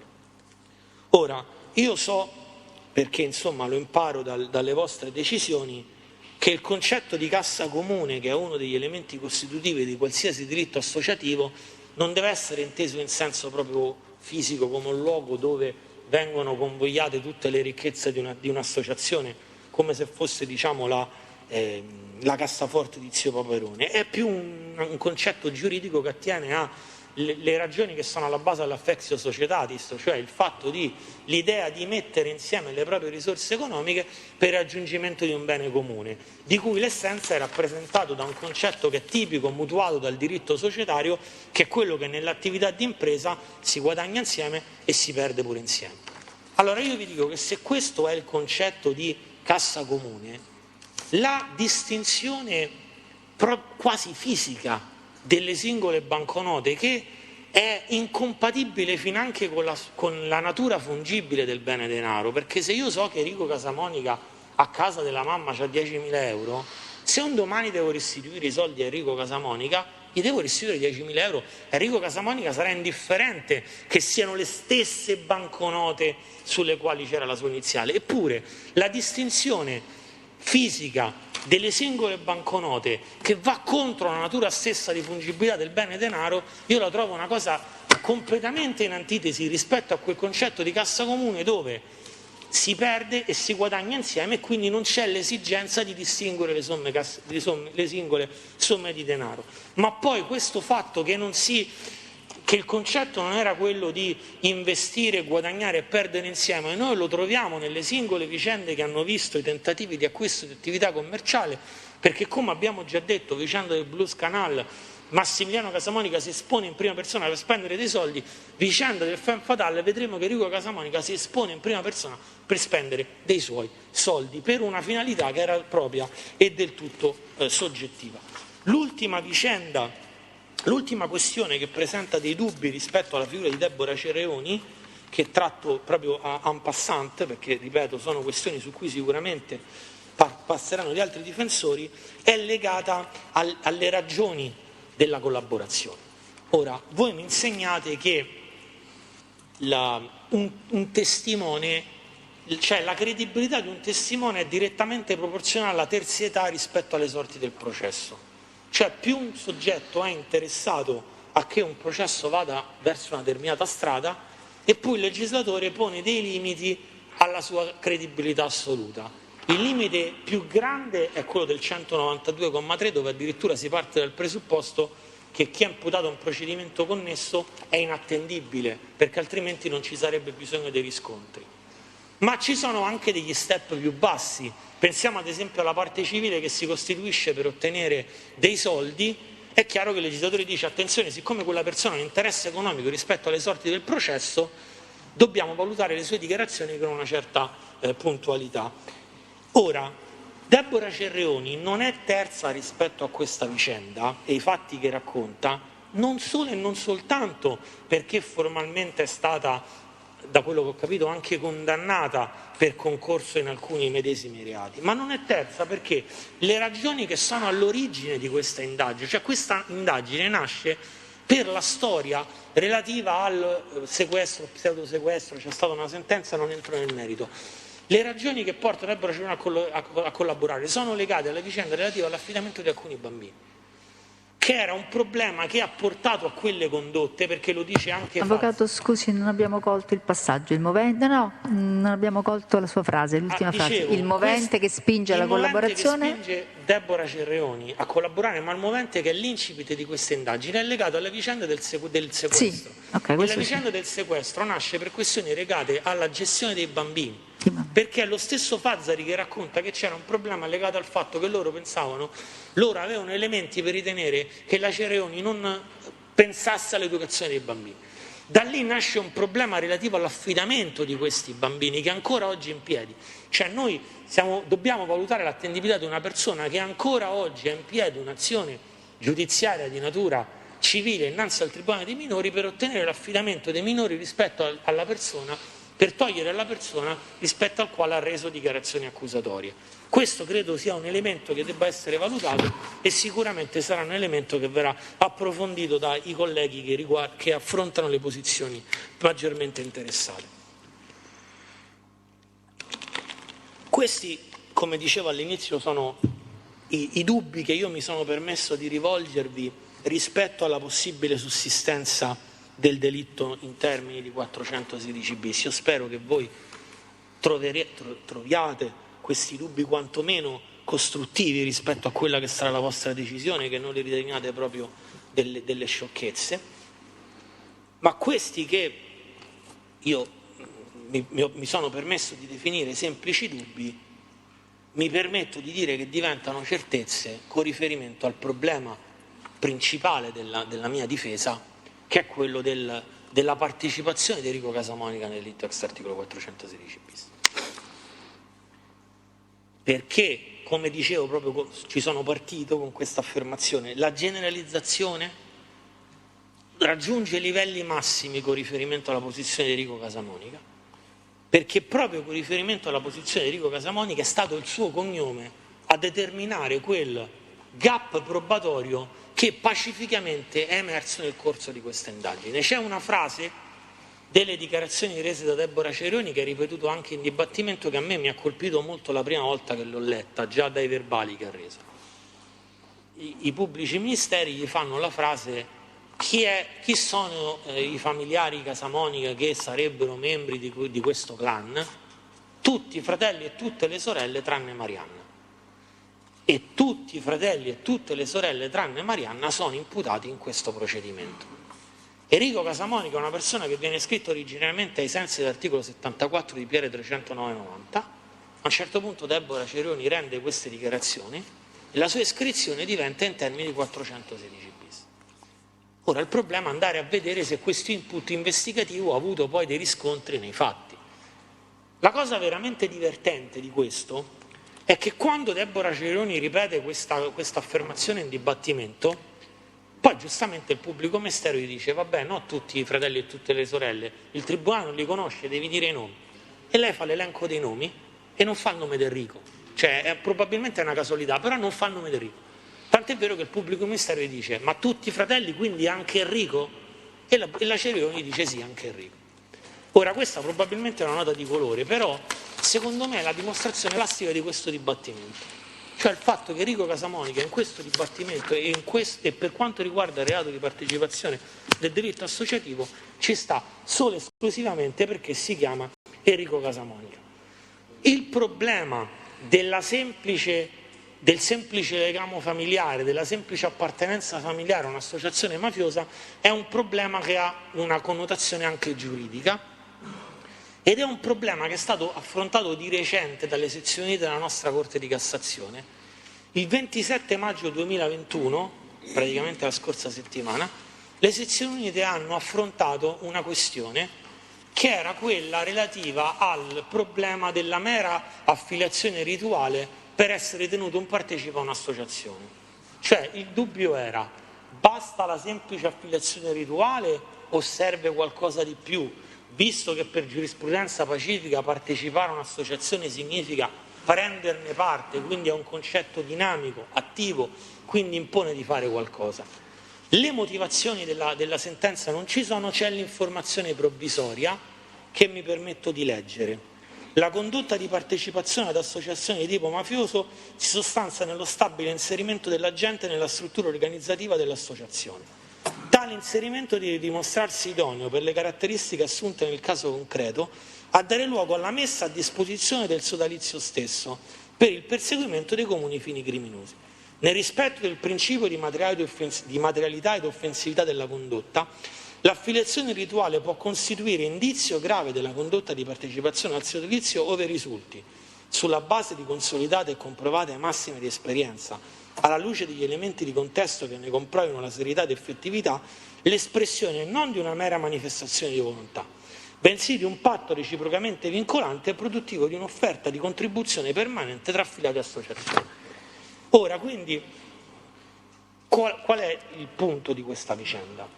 Noi già partiamo, secondo me, con un gap, perché mentre nell'affiliazione rituale il soggetto in effetti fa qualcosa di volontario, cioè si affilia, Enrico Casamonica non è che si è potuto scegliere il cognome, non si è potuto scegliere i genitori, non si è potuto scegliere la storia che ha ereditato dai genitori, casomai si può scegliere il futuro. Quindi dobbiamo vedere che cosa ha fatto per essere ritenuto un partecipe. Quindi noi già partiamo da un gradino più basso rispetto all'affiliazione rituale. C'è quindi il problema della semplice appartenenza familiare, se può bastare a rappresentare un dato sintomatico di partecipazione. La giurisprudenza di legittimità si è preoccupata anche del problema della semplice appartenenza familiare. Lo ha fatto nel 2001 la sesta sezione con una sentenza che riguardava la mafia cinese ed ha affermato il principio di diritto secondo il quale la semplice appartenenza familiare non è valutabile nemmeno come indizio di partecipazione a un'associazione per delinquere di stampo mafioso. Può diventare grave indizio però nel momento in cui il soggetto dà dimostrazione di sfruttare a suo vantaggio il nome che porta. La vicenda era quella di un ragazzo che era andato a comprare una moto in un concessionario che era assoggettato, diciamo, al nome criminale della famiglia a cui apparteneva, quindi aveva sfruttato il nome che portava, aveva comprato questa moto e non l'aveva pagata. E solo dopo numerose insistenze, anziché pagare il prezzo di questa moto che era di 6.000 euro, gliene aveva dati soltanto 5.000 euro. Quindi la Cassazione dice: è vero che il principio è quello che non va, che la semplice legame di parentela non è sufficiente, però nel caso specifico questa persona ha sfruttato il nome, tant'è vero che è riuscito non solo a porre in essere un negozio giuridico, ma addirittura a fare un reato. Quindi l'elaborazione giurisprudenziale qual è stata? Che bisogna poi andare a vedere nel caso specifico non solo la condotta del soggetto agente. Ora noi abbiamo un elemento che sicuramente può essere, diciamo, di sospetto, no? Perché noi abbiamo Enrico Casamonica, che ha quel cognome, che appartiene a una famiglia di persone che sappiamo non vivono lecitamente. Lui stesso è una persona che non vive lecitamente perché comunque la sua biografia criminale dimostra che ha commesso dei reati, tant'è vero che da febbraio 2009 ad oggi è ininterrottamente recluso. Quindi tutto questo potrebbe far pensare che se nella vita ha fatto dei reati, magari l'ha fatto sfruttando questa sua partecipazione. Allora, come facciamo per superare questa impasse? Credo che dobbiamo fare come abbiamo fatto con riferimento all'analisi della sussistenza dell'associazione, cioè partendo dal capo di imputazione. cioè facendoci guidare sempre dall'articolo 187, perché formano oggetto di prova i fatti di quell'imputazione. La partecipazione di Enrico Casamonica nel capo A è descritta in questi termini: perché forniva un costante contributo per l'operatività dell'associazione, partecipando alla commissione di alcuni reati fini, sia nel periodo in cui era libero, in particolare capo X, esercizio abusivo del credito nei confronti di Viola Maurizio, sia in data successiva al suo arresto, avvenuto in data 4 febbraio 2009, servendosi a tal fine dei familiari ed aventi diritto che si recavano al colloquio per veicolare disposizioni, in particolare capo HH, intestazione fittizia della 2M Fashion SRL e successivo tentativo di recupero delle somme consegnate alla Frittella. Inoltre, quale personaggio notoriamente violento di cui al sodalizio, si avvaleva, specie nella fase di recupero dei crediti originari di attività usuraie, estorsive e dalla cessione di sostanze stupefacenti, mettendosi a completa disposizione degli interessi del clan, cooperando con gli altri associati nella realizzazione del programma criminoso del gruppo. Quindi la condotta di Enrico Casamonica rispetto a che dobbiamo andare a provare si muove su due piani. C'è quello relativo alle vicende dei capi di imputazione dei reati fine che lo riguardano, e c'è un aspetto che è chiaramente vuoto, cioè il fatto che stiamo parlando di una persona notoriamente violenta ce l'ha detto soltanto il capo di imputazione. Non si riscontrano in altre dinamiche di questo processo prova di questa violenza di una persona che è detenuta negli ultimi 12 anni, non ci sono imputazioni elevate nei suoi confronti che riscontrano questa violenza. Ma soprattutto questo capo di imputazione si fonda su una presunzione investigativa che non solo non trova riscontro negli atti, ma è stata platealmente smentita dalle risultanze dibattimentali, ovvero sia l'intuizione investigativa che Enrico Casamonica abbia, durante il periodo in cui era detenuto, veicolato messaggi all'esterno tramite i familiari che facevano il colloquio. Questa è una cosa che ha immaginata soltanto la polizia giudiziaria, non trova riscontro in nessun atto ed anzi negli atti trova la smentita. Pamela Frittella ha dichiarato a chiare lettere che non ha mai ricevuto da Enrico la richiesta di restituzione del denaro indietro. Enrico Casamonica non ha mai chiesto direttamente a Pamela indietro quei soldi, aveva contatti diretti con Pamela, poi vedremo quali, ma soprattutto il capitano Lo Iacono ha dichiarato che nei colloqui intercettati, durante il periodo in cui peraltro fuori si parlava del femme fatale e a cui partecipavano Liliana Casamonica e Enrico Casamonica, non si è mai menzionate storie relative alla vicenda del centro estetico. Quindi questo capo di imputazione si basa su due elementi: la veicolazione di messaggi mentre si è detenuto, la notoria fama violenta, che in questo processo non esistono.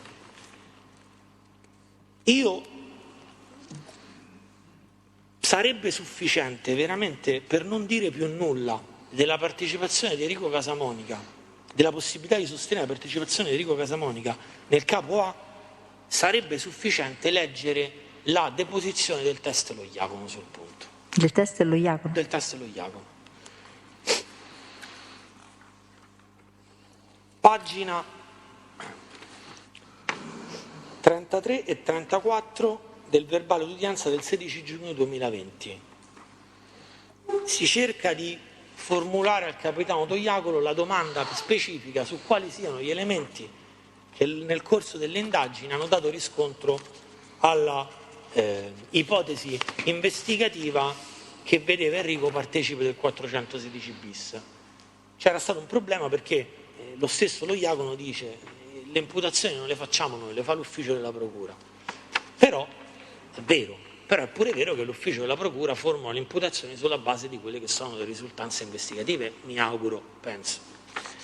Questa è la risposta di Lo Iacono. Io non ci ho capito niente, poi fortunatamente c'è la traduzione per i cervelli limitati come il mio. Allora, la domanda è quella: quali sono gli elementi appunto che danno riscontro a questa ipotesi investigativa? Questa è la risposta. Ma ripeto, l'indagine nasce su stretta delega della procura, viene terminata una prima fase investigativa, viene refertata una prima fase investigativa. A quali udienze fa riferimento, avvocato? Scusi. 16 giugno 2020. Nel settembre 2016, dopodiché, sempre d'intesa con l'autorità giudiziaria, avviene una nuova fase di indagine che non fa altro che corroborare gli elementi investigativi acquisiti durante la prima fase e indirizzare nel solco del vincolo associativo di stampo mafioso sulla base delle risultanze che poi sono emerse nella seconda e nella successiva fase investigativa. Ovviamente non è la polizia giudiziaria che fa un arresto e quindi fa un'informativa e ipotizza un capo di imputazione. Noi stiamo facendo un'indagine che parte a prima del funerale di Casamonica Vittorio, quando iniziamo già le prime dichiarazioni testimoniali di Deborah Ceroni e poi a seguire di Fazzari Massimiliano. Veniamo interessati dalla procura con una delega, iniziano gli accertamenti, i riscontri, poi la fase delle intercettazioni, dei riscontri, degli OCP, dei sequestri, dopodiché si riprende a fine del settembre del 2016 con una nuova fase che va a corroborare gli elementi già acquisiti e ne va a fornire ulteriori che indirizzano l'ufficio di procura a ipotizzare un vincolo di stampo mafioso. Poi c'è la spiegazione, dice quindi quali sono gli elementi che corroborano questo vincolo anche nei confronti di Enrico Casamonica? Io su questo non so risponderle. Comunque l'imputazione la formulo io, non l'ho formulata io, questa è una domanda che può rispondere al pubblico ministero. Sul conto di Enrico Casamonica le rispondo che comunque noi, oltre alle dichiarazioni testimoniali di cui ho fatto riferimento prima, quindi Fazzari, Ceroni e Frittella, non ci sono ulteriori elementi, tanto che era da tanto tempo comunque detenuto. Io, sulla base di una risposta di il principale rappresentante dell'organo che ha condotto le indagini, che dice io, oltre a quello che hanno detto le persone che abbiamo ascoltato e che abbiamo visto, non ho elementi, mi potrei fermare qui. Però credo che sia opportuno allora andare a vedere qual è il contributo dichiarativo rispetto alla condotta di Enrico Casamonica. Fazzari, e lo riconosce con grande onestà intellettuale la stessa pubblica accusa, nei confronti di Enrico Casamonica non può dire nulla, non lo conosce nemmeno, dice di averlo conosciuto in carcere, ma è un dato, guardate, vedrete le date di carcerazione, noi abbiamo prodotto anche i movimenti di Enrico. Fazzari pur di dire che l'aveva conosciuto in carcere incorre in un obbrobrio, perché il momento storico in cui avrebbe conosciuto Enrico Casamonica è datato in un'epoca successiva a quando aveva già ricevuto le minacce di Giuseppe Casamonica. Cioè, io mi sono conosciuto con Enrico ciao in carcere in un momento in cui aveva ricevuto le minacce perché lo volevano ammazzare. Fazzari non lo conosce Enrico Casamonica. Non ha dato nessun elemento, nessun contributo rispetto alla figura di Enrico Casamonica. Deborah Ceroni su Enrico Casamonica ci dice che spacciava, e io che spaccia non è che ve lo dico io, guardatelo lì, sta detenuto dal 4 febbraio 2009 e vi ho letto anche i capi di imputazione. Quindi se non è vero il discorso che faceva all'inizio della generalizzazione, che qui oltre al cognome non c'è veramente altro, io non so veramente che cosa aggiungervi. Se poi si vuole credere che sia la vicenda del centro estetico Fan Fatal a denotare la partecipazione di Enrico in questa associazione mafiosa, andiamo a vedere quello che è successo e spero di riuscirvi a convincervi veramente del contrario. Capo HH, vicenda relativa all'interposizione configurata in termini di interposizione fittizia per Enrico Casamonica. Quindi c'è concorso di Enrico Casamonica e Pamela Frittella nell'interposizione fittizia del centro estetico via Tuscolana. Con riferimento a questa vicenda parto riconoscendo un errore. Parto riconoscendo un errore, perché nel corso della discussione il pubblico ministero ha fatto notare che i colloqui che Pamela fa con Enrico non finiscono a maggio 2011 ma a ottobre 2011. È vero, è un errore in cui io sono incorso, però siamo incorsi un po' tutti, perché poi quel giorno in cui facevamo le contestazioni nessuno l'ha fatta notare questa cosa. Perché siamo tutti caduti in questo errore, io per primo? Perché noi facevamo fede a quello che diceva il test Lo Iacono, però il test Lo Iacono aveva preso in considerazione soltanto i colloqui fatti dalla Frittella a Civitavecchia, quindi non aveva menzionato né quelli prima che iniziavano subito a febbraio né quelli dopo. Quindi è pacifico, Pamela Frittella smette di fare i colloqui a ottobre 2011. Ora io però vi dico che questo errore, questi 6 mesi di gap, nell'economia della storia non cambiano assolutamente nulla. Perché se noi vogliamo credere alla storia che si era trattato di un investimento societario tale da generare l'interposizione fittizia di cui discute il capo di imputazione, vi dico pure che non esiste una figura giuridica nel diritto societario che consenta a un socio di estromettere unilateralmente l'altro dopo 6 mesi di attività, cioè senza, a parte che non lo consente mai, ma dopo 6 mesi di attività non si è nemmeno atteso il tempo di un anno magari per fare il bilancio e vedere se l'attività è in perdita o no, perché quello che accade sarà esattamente questo, e che accada a ottobre anziché a maggio del 2011 non sposta assolutamente niente. L'altra considerazione da cui partire con riferimento a questo capo di imputazione è che ritenere questo capo di imputazione come dimostrativo dell'appartenenza di Enrico al clan Casamonica è partire da una distorta percezione dei fatti, cioè partire senza analizzare quelle che sono le risultanze dell'istruttoria dibattimentale, perché come diceva all'inizio, la vicenda del femme fatale, come la vicenda del Blues Canal, raccontata dalle persone direttamente coinvolte, lì Deborah Cerioni, qui Pamela Frittella, è la vicenda di una persona che vuole provare ad avviare un'attività licita per costruire insieme un futuro ad un'altra con cui in quel momento era legato da una relazione sentimentale. Questa è la finalità che muove il soggetto agente, e non me la sto inventando io, ma l'ha detta Pamela Frittella. E la finalità è elemento costitutivo del delitto di cui 12 quinquies oggi 512 bis. Come avevo detto all'inizio, io non parlo delle sentenze non passate in giudicato o di quelle cautelari. Ad esempio, per evitare di essere influenzato nel mio studio, non ho letto nemmeno la sentenza emessa dalla Corte d'Appello per i reati giudicati con il rito abbreviato. Però so, perché l'ho sentito dire dai pubblici ministeri nel corso della loro discussione, che in quella vicenda la Corte d'Appello ha pronunciato sentenze di assoluzione con riferimento ai reati di interposizione fittizia, alle ipotesi in cui alcuni imputati avevano intestato beni ai propri familiari, facendo leva sulla norma di cui all'articolo 26 del decreto legge antimafia, che al comma 2 prevede la regola che si presumono come fittizie le intestazioni fatte entro il biennio ai familiari più stretti. Io condivido questo punto di vista della Corte d'Appello, non perché significa che se io intesto un bene a un familiare non posso mai realizzare un'interposizione fittizia, non è questo il senso, ma questo ragionamento è importante perché esalta il dolo specifico della norma, perché noi dobbiamo partire da un punto di partenza che è sacrosanto, cioè l'intestazione di un bene a un terzo soggetto non è una cosa proibita dal nostro ordinamento giuridico. Ci sono istituti del codice civile che lo consentono tranquillamente. Ci sono istituti del codice civile che addirittura consentono di stipulare un contratto per una terza persona da nominare. Quindi il fatto che un bene appartenga a una persona ma sia formalmente intestato a un altro non è un reato. E credete, mi accade molto più spesso di quello che si può pensare nella vita pratica. Io ricordo ad esempio che quando ero più piccolo i miei dopo sotto tortura, mi hanno finalmente comprato il motorino, intestare un motorino e l'assicurazione di un motorino a una persona poco più che maggiorenne o quasi maggiorenne era una follia, perché significava pagare d'assicurazione più del valore del motorino stesso. Quindi per molti anni il mio motorino, che usavo pacificamente io, su cui mio padre non ci ha mai messo nemmeno un piede, era intestato a mio padre. Quindi dobbiamo partire dal presupposto che intestare un bene a qualcun altro non è un reato. È reato la finalità che si persegue intestando un bene a un altro, che è quella che la legge ci dice: io intesto un bene a una terza persona perché il mio scopo è quello di celare le mie possidenze agli occhi dello Stato, perché temo una pretesa ablativa. Quindi è la finalità elusiva. E perché condivido il punto di vista della Corte d'Appello?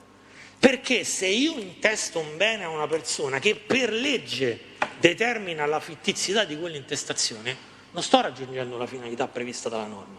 Ma questo non significa che il bene non può essere aggredito. Magari il bene sarà sequestrato lo stesso, perché non c'erano i fondi per giustificare quell'acquisto, ma non c'è il reato di interposizione fittizia, perché il soggetto agente non era mosso da quella finalità. Quindi e qui la finalità che muove Enrico Casamonica è la finalità, come abbiamo detto, è pacifica, lo dice Pamela Frittella, di aprire questo locale per creare un futuro insieme. Ora, affrontare la vicenda del Femme Fatale non significa necessariamente affrontare anche la portata probatoria del dichiarato di Pamela Frittella, anche la teste da valutarsi ai sensi dell'articolo 192,3, perché è concorrente nel medesimo reato.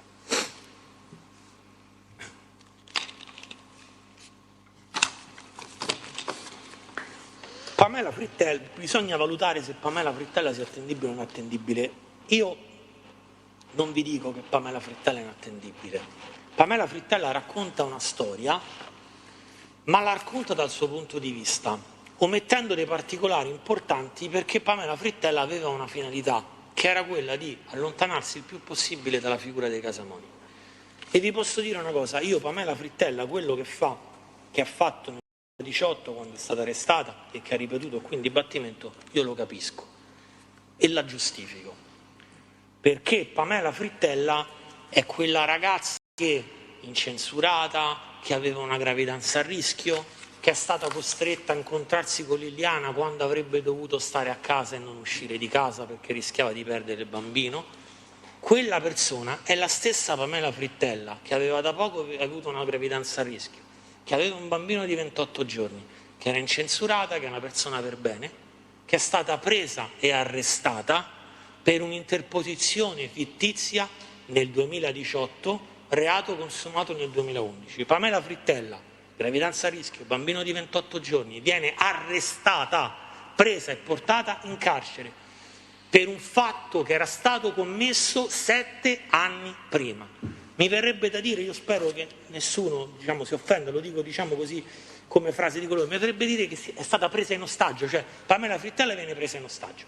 In quel momento, probabilmente consigliata da un legale, capisce qual è l'unico modo per riottenere la sua libertà, che è quello di prendere distanze da questa situazione, e racconta una storia che non è vera, ma la racconta in maniera tale per allontanarsi dal clan Casamonica.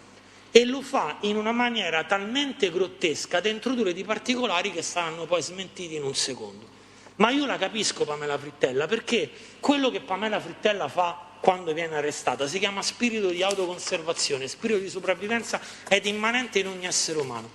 Ed è talmente immanente in ogni essere umano che un monito a quanto sia pericoloso lo strumento della giustizia per estorcere dichiarazioni confessorie, un monito a quanto questo sia pericoloso, noi lo troviamo addirittura nei racconti di Alessandro Manzoni.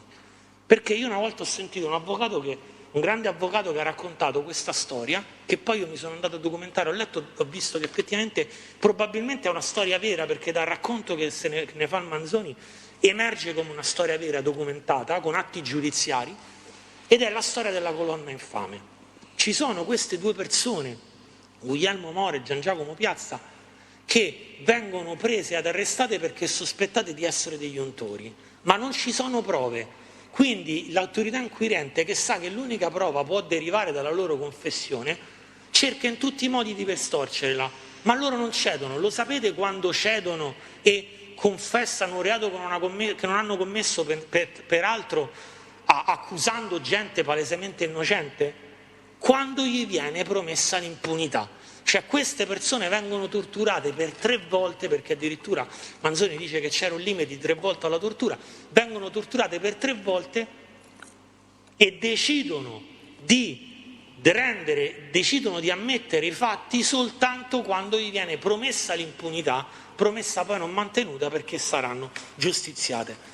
Sostanzialmente Pamela Frittella si trova nella stessa situazione, sa che il prezzo che deve pagare per ottenere la libertà che otterrà quel giorno stesso, gli arresti domiciliari, è quello di fare dei nomi. E i nomi che gli inquirenti vogliono sapere sono quelli dei Casamonica, ma siccome lei è legata a doppio filo con i Casamonica, perché lei c'era fidanzata col Casamonica, deve prendere le distanze ed introduce degli elementi assurdi, cioè lei addirittura nel corso dell'interrogatorio della garanzia, per cercare il più possibile di prendere le distanze, nega addirittura la relazione e il giudice gli dice: signorina, ma si rende conto di che è un po' contraddittoria questa cosa, perché lei dice che questo ragazzo lo conosceva appena, ci è andata a fare i colloqui, e quindi perché lei in quel momento doveva assolutamente prendere le distanze da Enrico Casamonica.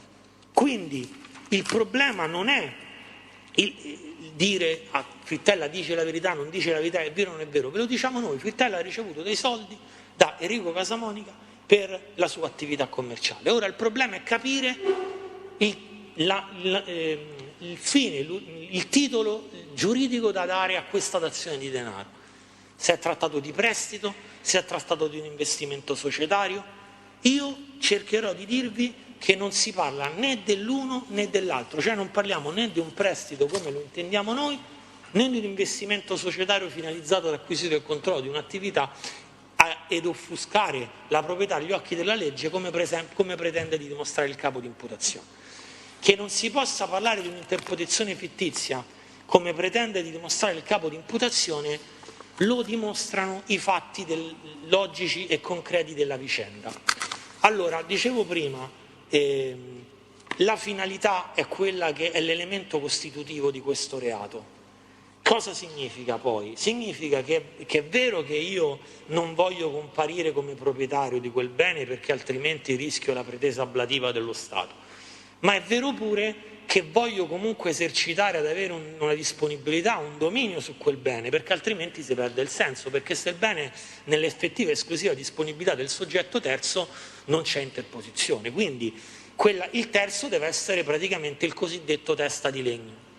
Ora, quando parliamo di un'attività commerciale, come facciamo a valutare se una persona è una testa di legno o è effettivamente l'imprenditore di quell'attività? Ci aiutiamo con il codice civile, perché il codice civile ci dà la nozione di imprenditore e quelle che sono le caratteristiche dell'attività d'impresa. L'attività d'impresa è colui che esercita l'attività d'impresa, sceglie le politiche gestionali, ha contratti con i fornitori, cioè praticamente indirizza la vita di un'azienda. Noi sappiamo dal dibattimento tutte le persone che hanno riferito sulle vicende relative al femme fatale, oltre a Pamela Frittella, quindi la sorella Alessia, l'amica Francesca Pappalardo, tutti hanno dichiarato che Pamela Frittella gestiva questo centro estetico uti dominus, ha posto in essere tutte le iniziative in prima persona, non l'ha mai condivise con nessun altro, ha deciso in prima persona di affidare la gestione di questo centro estetico per un periodo a quella Lanari Costanza, che era la persona di cui poi si lamenterà anche nelle intercettazioni, facendo intendere che se il centro andava male poteva essere colpa di questa Lanari Costanza, ma una persona che ci ha messo lei là non ce l'ha messa Enrico Casamonica. Lei non ha mai condiviso con Enrico Casamonica nulla con riferimento a questo centro, ed è paradossale, è pazzesca questa cosa. Gli sono state fatte 2000 domande, sempre le stesse, anche da parte del Tribunale. Lei, dopo aver smesso i colloqui, dice che ha continuato a sentirsi con Enrico scrivendosi delle lettere, lo dice a pagina 122 della sua deposizione. No, ma dice pure che non ha mai parlato con Enrico di nulla relativo al centro estetico, cioè di che cosa si saranno mai scritti in queste lettere dopo che l'aveva mollato e non era andato più a fare i colloqui, è veramente un mistero. Fatto sta che lei non parla mai con quello che era il suo socio e col quale doveva condividere le politiche dell'azienda di qualcosa che riguardava l'azienda. Pamela Frittella non è testa di legno, è uti dominus di questa attività commerciale. C'è un aspetto legato a questo, che è quello relativo a un passaggio che è stato molto enfatizzato dall'accusa, che è l'obbligo che sarebbe stato imposto dai Casamonica di tenere per forza aperta questa attività per 5 anni, anche se era un'attività in perdita. Il pubblico ministero dà una proiezione molto suggestiva di questa storia, perché dice: Pamela Frittella ha raccontato che solo di spese questa attività generava spese mensili per 10.000 euro, tra affitti eccetera. Quindi che cosa ha fatto? Ha moltiplicato questi 10.000 euro per 12, li ha moltiplicati per i 5 anni di attività e viene fuori una cifra effettivamente pazzesca, perché viene fuori 600.000 euro. Quindi dice: guardate, questa è un'attività che per la Frittella ha generato spese per 600.000 euro e di quelle 600.000 euro i Casamonica ce ne hanno messi soltanto 45.000, che è una cosa effettivamente molto suggestiva, che dice: vabbè, di che stiamo a parlare? Ma le cose non stanno così. Noi abbiamo depositato i bilanci della 2M Fashion, che è la società facente, che è praticamente titolare delle quote della Femme Fatale e che è il centro estetico via Tuscolana e che è una società di capitali, e quindi abbiamo trovato in Camera di Commercio depositati i bilanci. Non abbiamo potuto fare lo stesso per il centro estetico di via Casilina, quello che Pamela Frittella acquisisce nel 2010, perché è una società, una ditta individuale e quindi non ha l'obbligo di deposito di bilanci. Noi però riteniamo che queste due attività commerciali sono legate l'una all'altra e debbono essere valutate insieme. E cerco di spiegarvi perché. Allora, nel primo bilancio della Femme Fatale 2M Fashion, quello del 2011, questo bilancio parte con una registrazione di un passivo di una voce passiva di 40.000 euro. Cioè, questa è un'attività che, oltre a tutte le altre voci in negativo, parte con una registrazione di un passivo di 40.000 euro. Ora, noi sappiamo che ogni attività imprenditoriale all'inizio prevede comunque un capitale d'avviamento, no? Quindi ci si rimette sempre quando si apre un'attività. Tant'è vero che Francesca Pappalardo, la testimone amica di Pamela Frittella, che ha un'attività simile, ci ha pure detto: guardate, queste sono attività che per il primo anno e mezzo, i primi 2 anni non si guadagna niente, si comincia a guadagnare gli anni dopo. Ed effettivamente, se noi guardiamo i bilanci degli anni successivi, vediamo che quel passivo, che parte fortemente caratterizzato da quel meno 40.000, rimane praticamente costante nel tempo e in alcuni anni, anzi, viene leggermente ridotto. Quindi questo che cosa significa? Che la società negli anni successivi non è stata in perdita, che la perdita deriva dall'eredità del passivo accumulato all'inizio. Ma non si può pensare che in 1 o 2 anni si possa recuperare un passivo di 40.000 euro, perché significherebbe aver guadagnato di netto quantomeno il triplo. Quindi questo può giustificare logicamente perché l'attività rimane aperta 5 anni, poi l'attività verrà chiusa successivamente al controllo dei NAS del dicembre 2015, cioè da quel momento non riapre più. Quello è il fatto scatenante e poi vedremo perché. E da qui probabilmente nasce anche la logica di registrare per quell'attività una media di 2-3 dipendenti, cioè un'attività in perdita per 5 anni comunque aveva registrato 2-3 dipendenti, ma non erano gli unici, perché come dicevo prima, l'attività viene chiusa per delle irregolarità amministrative a fine 2015 perché c'erano dei dipendenti che lavoravano in nero. Quindi questo significa che oltre ai 2-3 dipendenti registrati ce n'erano anche altri che lavoravano in nero, quindi parliamo di un'attività che aveva comunque un cospicuo numero di dipendenti. Allora, perché dico che le due vicende devono essere, le due vicende relative alle 2 attività commerciali di Pamela Frittella devono essere valutate insieme?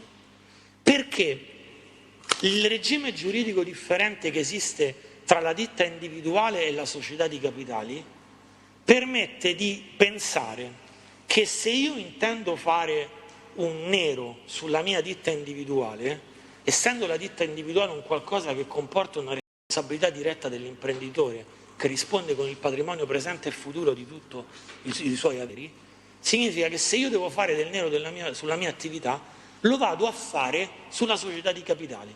E questo giustifica una spesa di avviamento per più di 40.000 euro, che io posso immaginare possa essere stata dettata dall'acquisto dei macchinari, che corrisponde a una logica imprenditoriale debosciata, perché tutti noi sappiamo che per questi tipi di attività i macchinari non si comprano, perché poi quello è un capitale morto, non ci fai più niente. Questi sono macchinari che si prendono in leasing perché ogni anno ne entrano di nuovi, ci sono nuovi modelli, ci sono nuove tecnologie. Quindi il fatto di esserci due società, e una delle quali dove si poteva, diciamo, ripulire il nero della prima, giustifica un investimento per un capitale così assurdo e giustifica soprattutto il pagamento di dipendenti in nero. Questo che cosa significa? Che delle 2 società, via Tuscolana era l'agnello sacrificale che potevamo abbandonare, tanto è vero che dopo che arriva al controllo dei NAS quel locale non apre più, mentre invece bisognava proteggere via Casilina perché ditta individuale e lì la Frittella ci rimetteva in prima persona. E lei è talmente consapevole di questo rischio, ma non è niente di male, perché queste sono cose da commercialisti, che quando viene arrestata trasferisce le quote della sua società in capo ad Alessia Frittella, la sorella, perché proprio sa che rischia altrimenti che possono andarla a aggredire in prima persona perché quella era ditta individuale.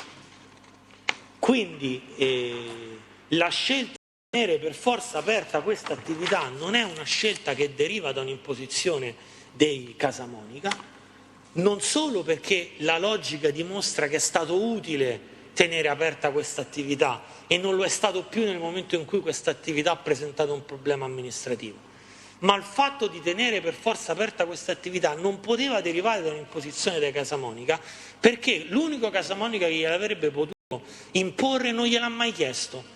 Pagina 68 delle dichiarazioni, delle trascrizioni dell'udienza relativa alla deposizione di Pamela Frittella, quando lei dice: io dicevo a Liliana che il negozio era in perdita, andava chiuso, Liliana mi diceva sempre non lo devi chiudere, questo è un locale di mio fratello, te la vedi con mio fratello quando è fuori. Ma allora io dico, ma se il problema era di Enrico, se Frittella aveva un'interlocuzione diretta con Enrico, se scrivevano le lettere, che cosa si dicevano non lo sapremo mai, ma ci voleva tanto a spiegare ad Enrico che non gli aveva per sua diretta voce mai richiesto i soldi indietro, Enrico guarda il locale va male, chiudiamo. Questo è un passaggio, un altro buco nero della storia del femme fatale. È vero che questa visione delle cose potrebbe essere criticata dicendo sì, tu hai proposto un'interpretazione delle cose che vede Enrico Casamonica come socio occulto, la Pamela Frittella come un dominus, ma ci sono anche dei soci che si limitano a mettere soltanto il capitale. Enrico Casamonica poteva avere l'idea di mettere soltanto il capitale e poi di non avere le esigenze di avere una capacità di gestione. Ok, è vero, ma questa visione delle cose sconfessa platealmente il capo di imputazione. Perché se il problema diventa l'utilizzo da parte di Pamela Frittella in un'attività commerciale di denaro di provenienza quantomeno sospetta, cioè glielo dà in contanti uno che era detenuto per fatti di droga, a me il dubbio mi sarebbe venuto. Quindi se il problema diventa questo, parliamo di un riciclaggio. E se parliamo di un riciclaggio, Enrico Casamonica non può essere imputato nel delitto di riciclaggio perché ha concorso nel delitto presupposto e perché nel 2011 non era entrata ancora in vigore la norma di legge che puniva l'antiriciclaggio. Quindi anche questa visione delle cose è smentita sotto un profilo giuridico.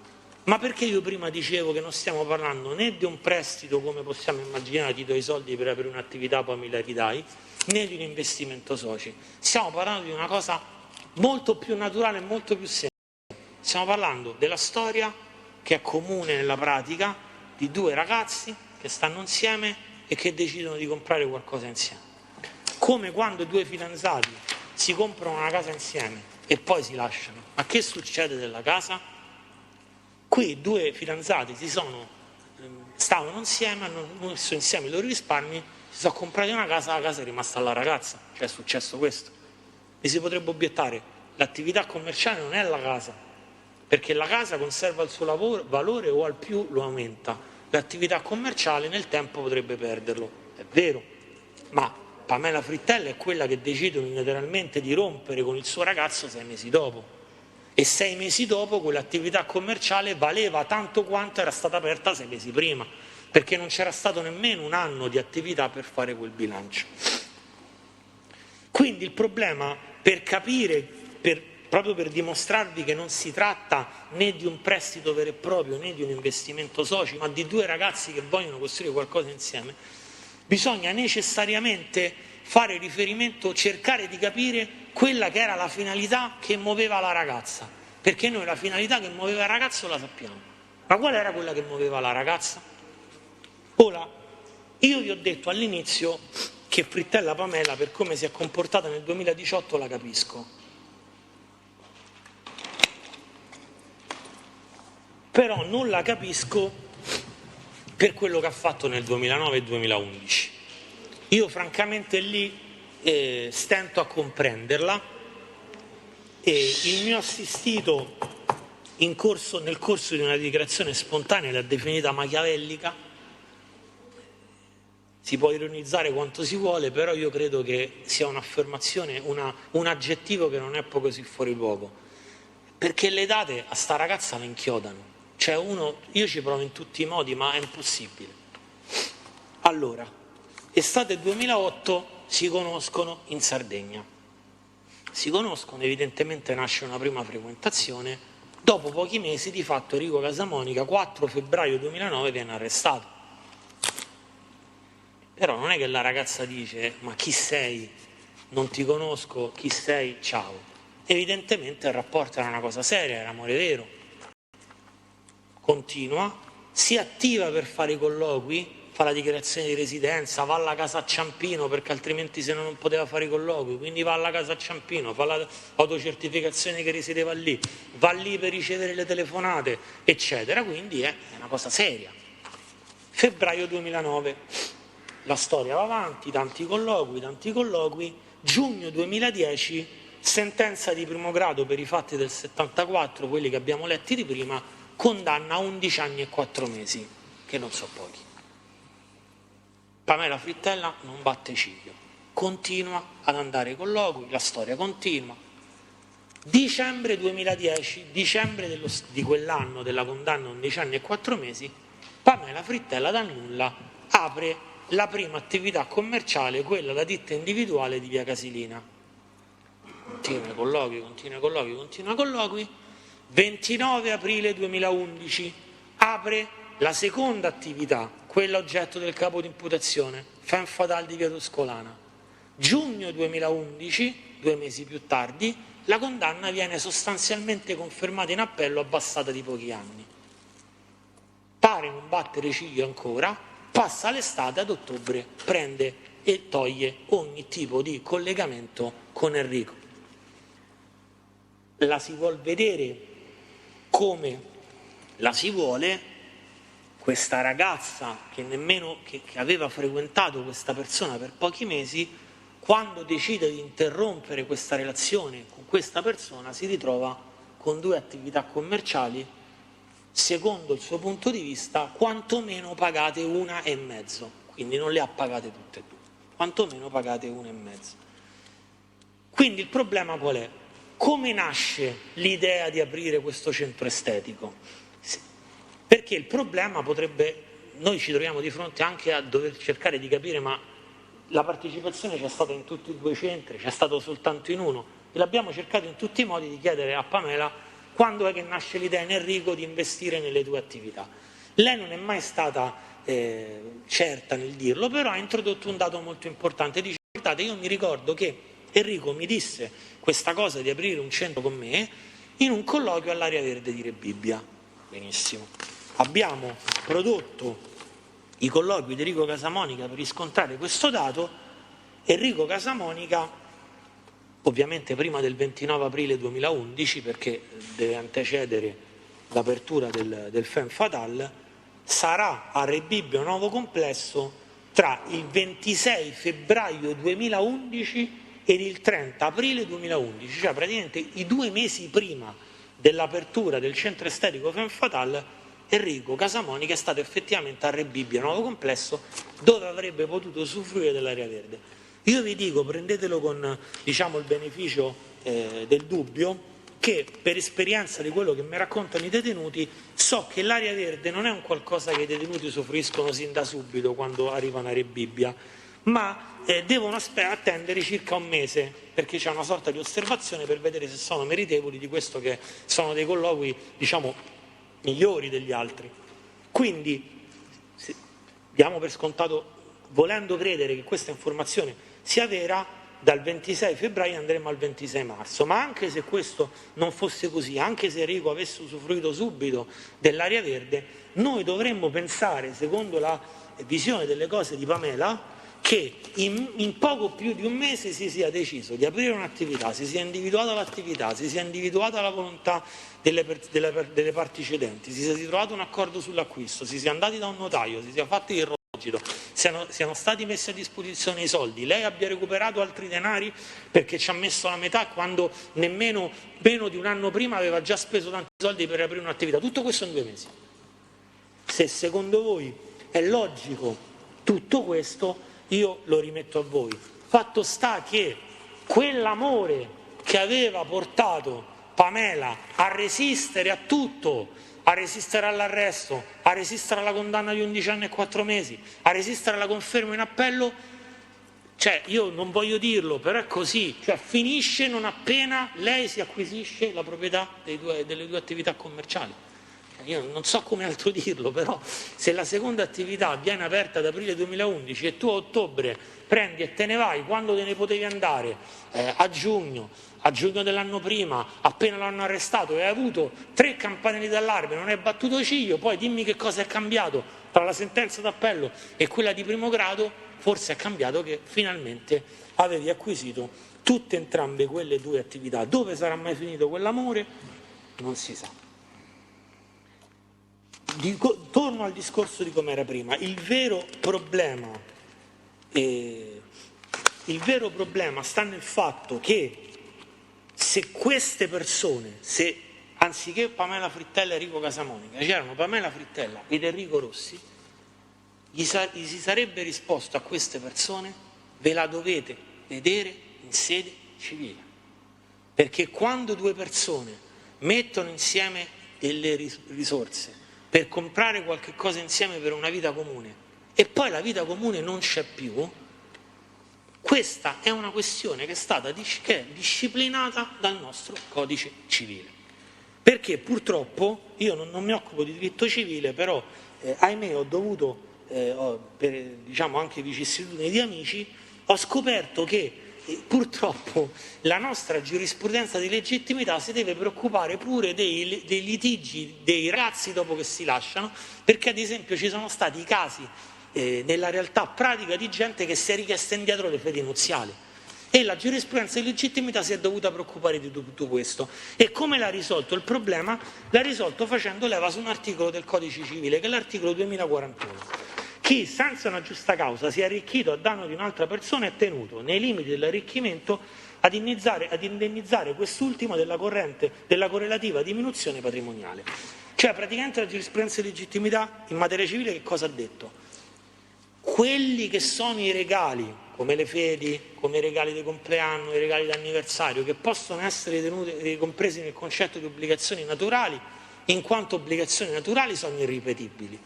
Però quando ci sono stati degli investimenti che poi di fatto hanno generato un acquisto che determina un arricchimento ingiustificato in capo a uno piuttosto che a un altro, perché se si compra una macchina non è che la macchina si può spezzare in 2 e ognuno se ne prende la metà, o la macchina se la tiene uno o la macchina viene venduta e va restituita la differenza. E la giurisprudenza di legittimità della Cassazione dice proprio questo: se si è verificato un indebito arricchimento in capo a uno, quella persona deve risarcire l'altro.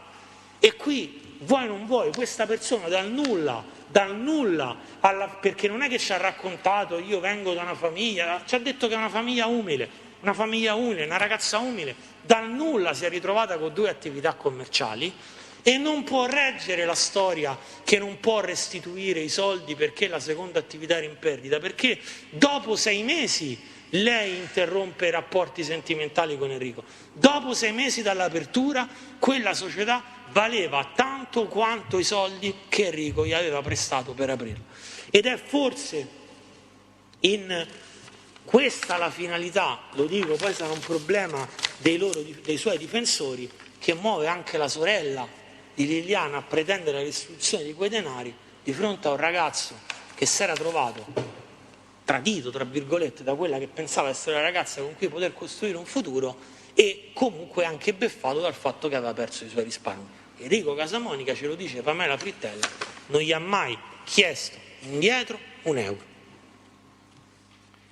Io, signor Presidente, signore del Tribunale, spero davvero che questa chiave di lettura che io ho proposto, un po' armoni, di questa vicenda, a voi non vi faccia sorridere semplicemente perché stiamo parlando di un Casamonica. Io vi dico che al di là di questi aspetti, diciamo, di colore sentimentale di questa storia, rimane il dato certo Ancoriamoci al capo di imputazione. Rimane il dato certo del capo di imputazione che sicuramente non si può parlare di interposizione fittizia nel senso in cui la intende la norma, e cioè quella finalità volta ad eludere, perché abbiamo visto come Pamela Frittella non era una semplice testa di legno ma aveva una gestione esclusiva dell'attività.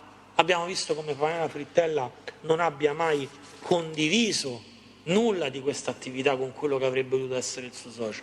Abbiamo visto la sequenza temporale degli eventi che inchioda Frittella, Pamela, e abbiamo pure visto la sospetta creazione dal nulla di due società a regime fiscale differente che avrebbero consentito una gestione che è quella che ho cercato di dimostrarvi. Tutto questo per dire che veramente se noi vogliamo dare una chiave di lettura colpevolistica a questa vicenda, io l'unica che riesco a vedere è quella, riconoscendo che il mio assistito in quel periodo non poteva avere delle disponibilità lecite, che i soldi che sono stati investiti avevano una provenienza che la Pamela Frittella doveva sapere o quantomeno sospettare di provenienza illecita, che quindi questo ha determinato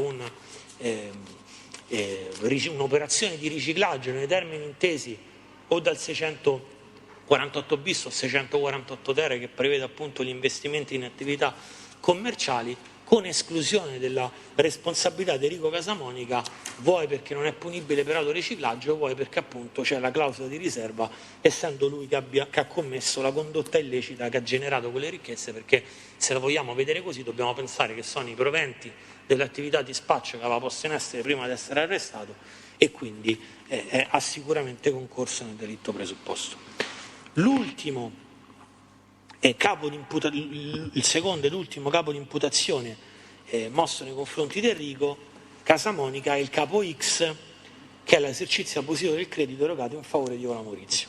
Allora, io ho fatto perdere tanto tempo e su questo vado veloce. Primo perché è un capo di imputazione che è rimasto vuoto, perché noi la versione dei fatti di Viola non l'abbiamo sentita in dibattimento, perché alla fine si è deciso di non escluderlo. Quindi, però io mi voglio complicare le cose e vi dico: Viola Maurizio ha dato i soldi a Enrico, voglio credere a quello che dice Pamela, peraltro voglio credere a quello che dice Deborah Cerreoni, nel corso di una dichiarazione spontanea l'ha detto anche Liliana Casamonica, voglio credere pure a Liliana Casamonica. Quindi Viola ha dato soldi a Enrico. Ora io vi dico, è configurabile in questo episodio specifico quel titolo di reato di cui parla il capo di imputazione, quel 132 del testo unico bancario, che è quella norma penale in bianco che richiama il 106 e che descrive le condotte di soggetti che si devono comportare come quelle istituzioni che sono autorizzate dallo Stato ad esercitare il credito, e cioè banche, cioè attività di finanziamento, perché il problema è questo: non è che serve chissà quale organizzazione, però serve una dimensione professionale dell'attività tale da convincere i consociati che si è creato un luogo dove si può ottenere il credito, il luogo di una banca e il luogo di una finanziaria. Francamente pensare questo con riferimento alla condotta di Enrico Casamonica mi sembra un po' inopportuno. Uno, perché stiamo parlando al più di forse 1 migliaio d'euro, e due, perché comunque parliamo di una persona rispetto al quale non abbiamo elementi per sostenere che nei consociati c'era la convinzione che se andavi da lui ti davi i soldi, tranne pensare che è in Casamonica. Quindi torniamo al discorso del cognome. Messo da parte il cognome, noi abbiamo un rapporto esclusivo tra Viola Maurizio e Enrico Casamonica, che a ricondurlo in quella professionalità che chiede l'articolo 106 del testo unico bancario, francamente non ce lo vedo.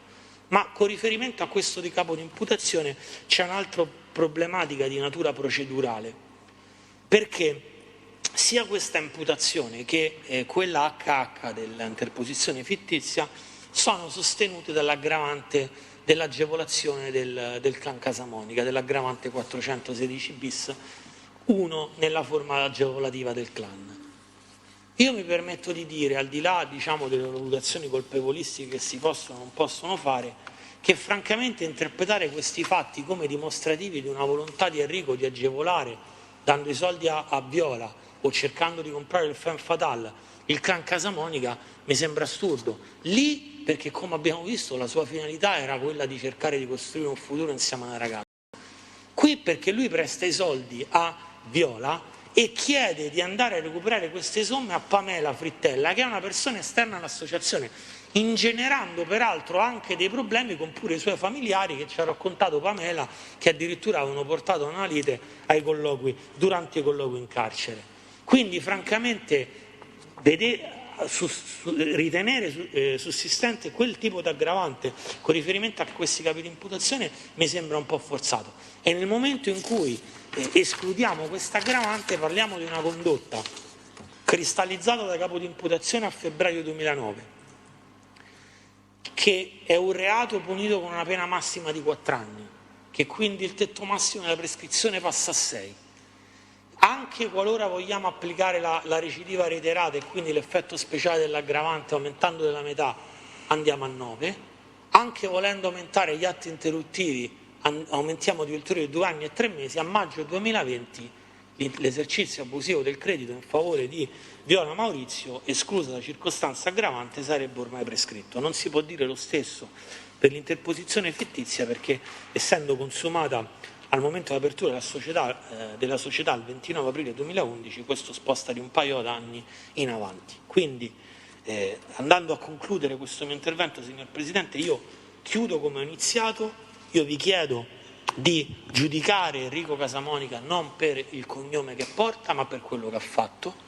Se voi ritenete che quello che ha fatto, in base alle prove che ho provato ad analizzare, rientri nell'archetipo descritto nei 3 capi di imputazione elevati a suo carico, la partecipazione nelle condotte specifiche che vi ho detto, i messaggi veicolati in carcere che non ci sono, la notorietà violenta che non è stata dimostrata, con riferimento alla vicenda Femme Fatale, come vi ho detto, con riferimento alla vicenda di Viola Maurizio, come vi ho detto, siccome penso che non vi siano i presupposti per arrivare a una pronuncia di colpevolezza, vi chiedo quindi di pronunciare una sentenza assolutoria con riferimento al capo A perché il fatto non sussiste o perché l'imputato non l'ha commesso, con riferimento al capo X perché il fatto non è previsto dalla legge come reato, ovvero di pronunciare una sentenza di non doversi procedere per intervenuta prescrizione previa esclusione della circostanza aggravante di quell'articolo 416 bis 1.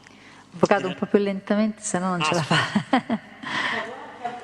Capo A, fatto non sussiste o assoluzione perché il fatto non sussiste oppure non averlo commesso? Il capo X assoluzione perché il fatto non è previsto dalla legge come reato, ovvero in subordine per consumata prescrizione, perché estinto per intervenuta prescrizione. Sì, esclusa l'aggravante contestata. Poi lo facciamo continuare, prego. Sì, perché avevo finito, quindi avevo fretta da finire. Andava veloce, ormai era sull'abbrivio. Prego. Poi capo HH, perché devo dire per non aver commesso il fatto, perché in realtà c'è già una sentenza nei confronti della Frittella. Quindi per non aver commesso il fatto, oppure previa riqualificazione del fatto in termini di riciclaggio, del fatto in termini di riciclaggio, perché il fatto non è previsto dalla legge come reato.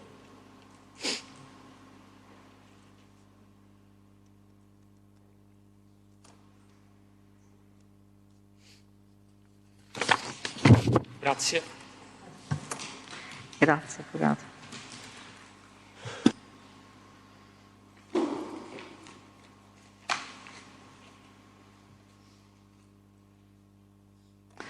Allora, oggi abbiamo già dato atto a verbale che l'avvocato Menella non è comparso, quindi andiamo all'udienza che abbiamo già calendarizzato per lunedì prossimo, 14 giugno 2021.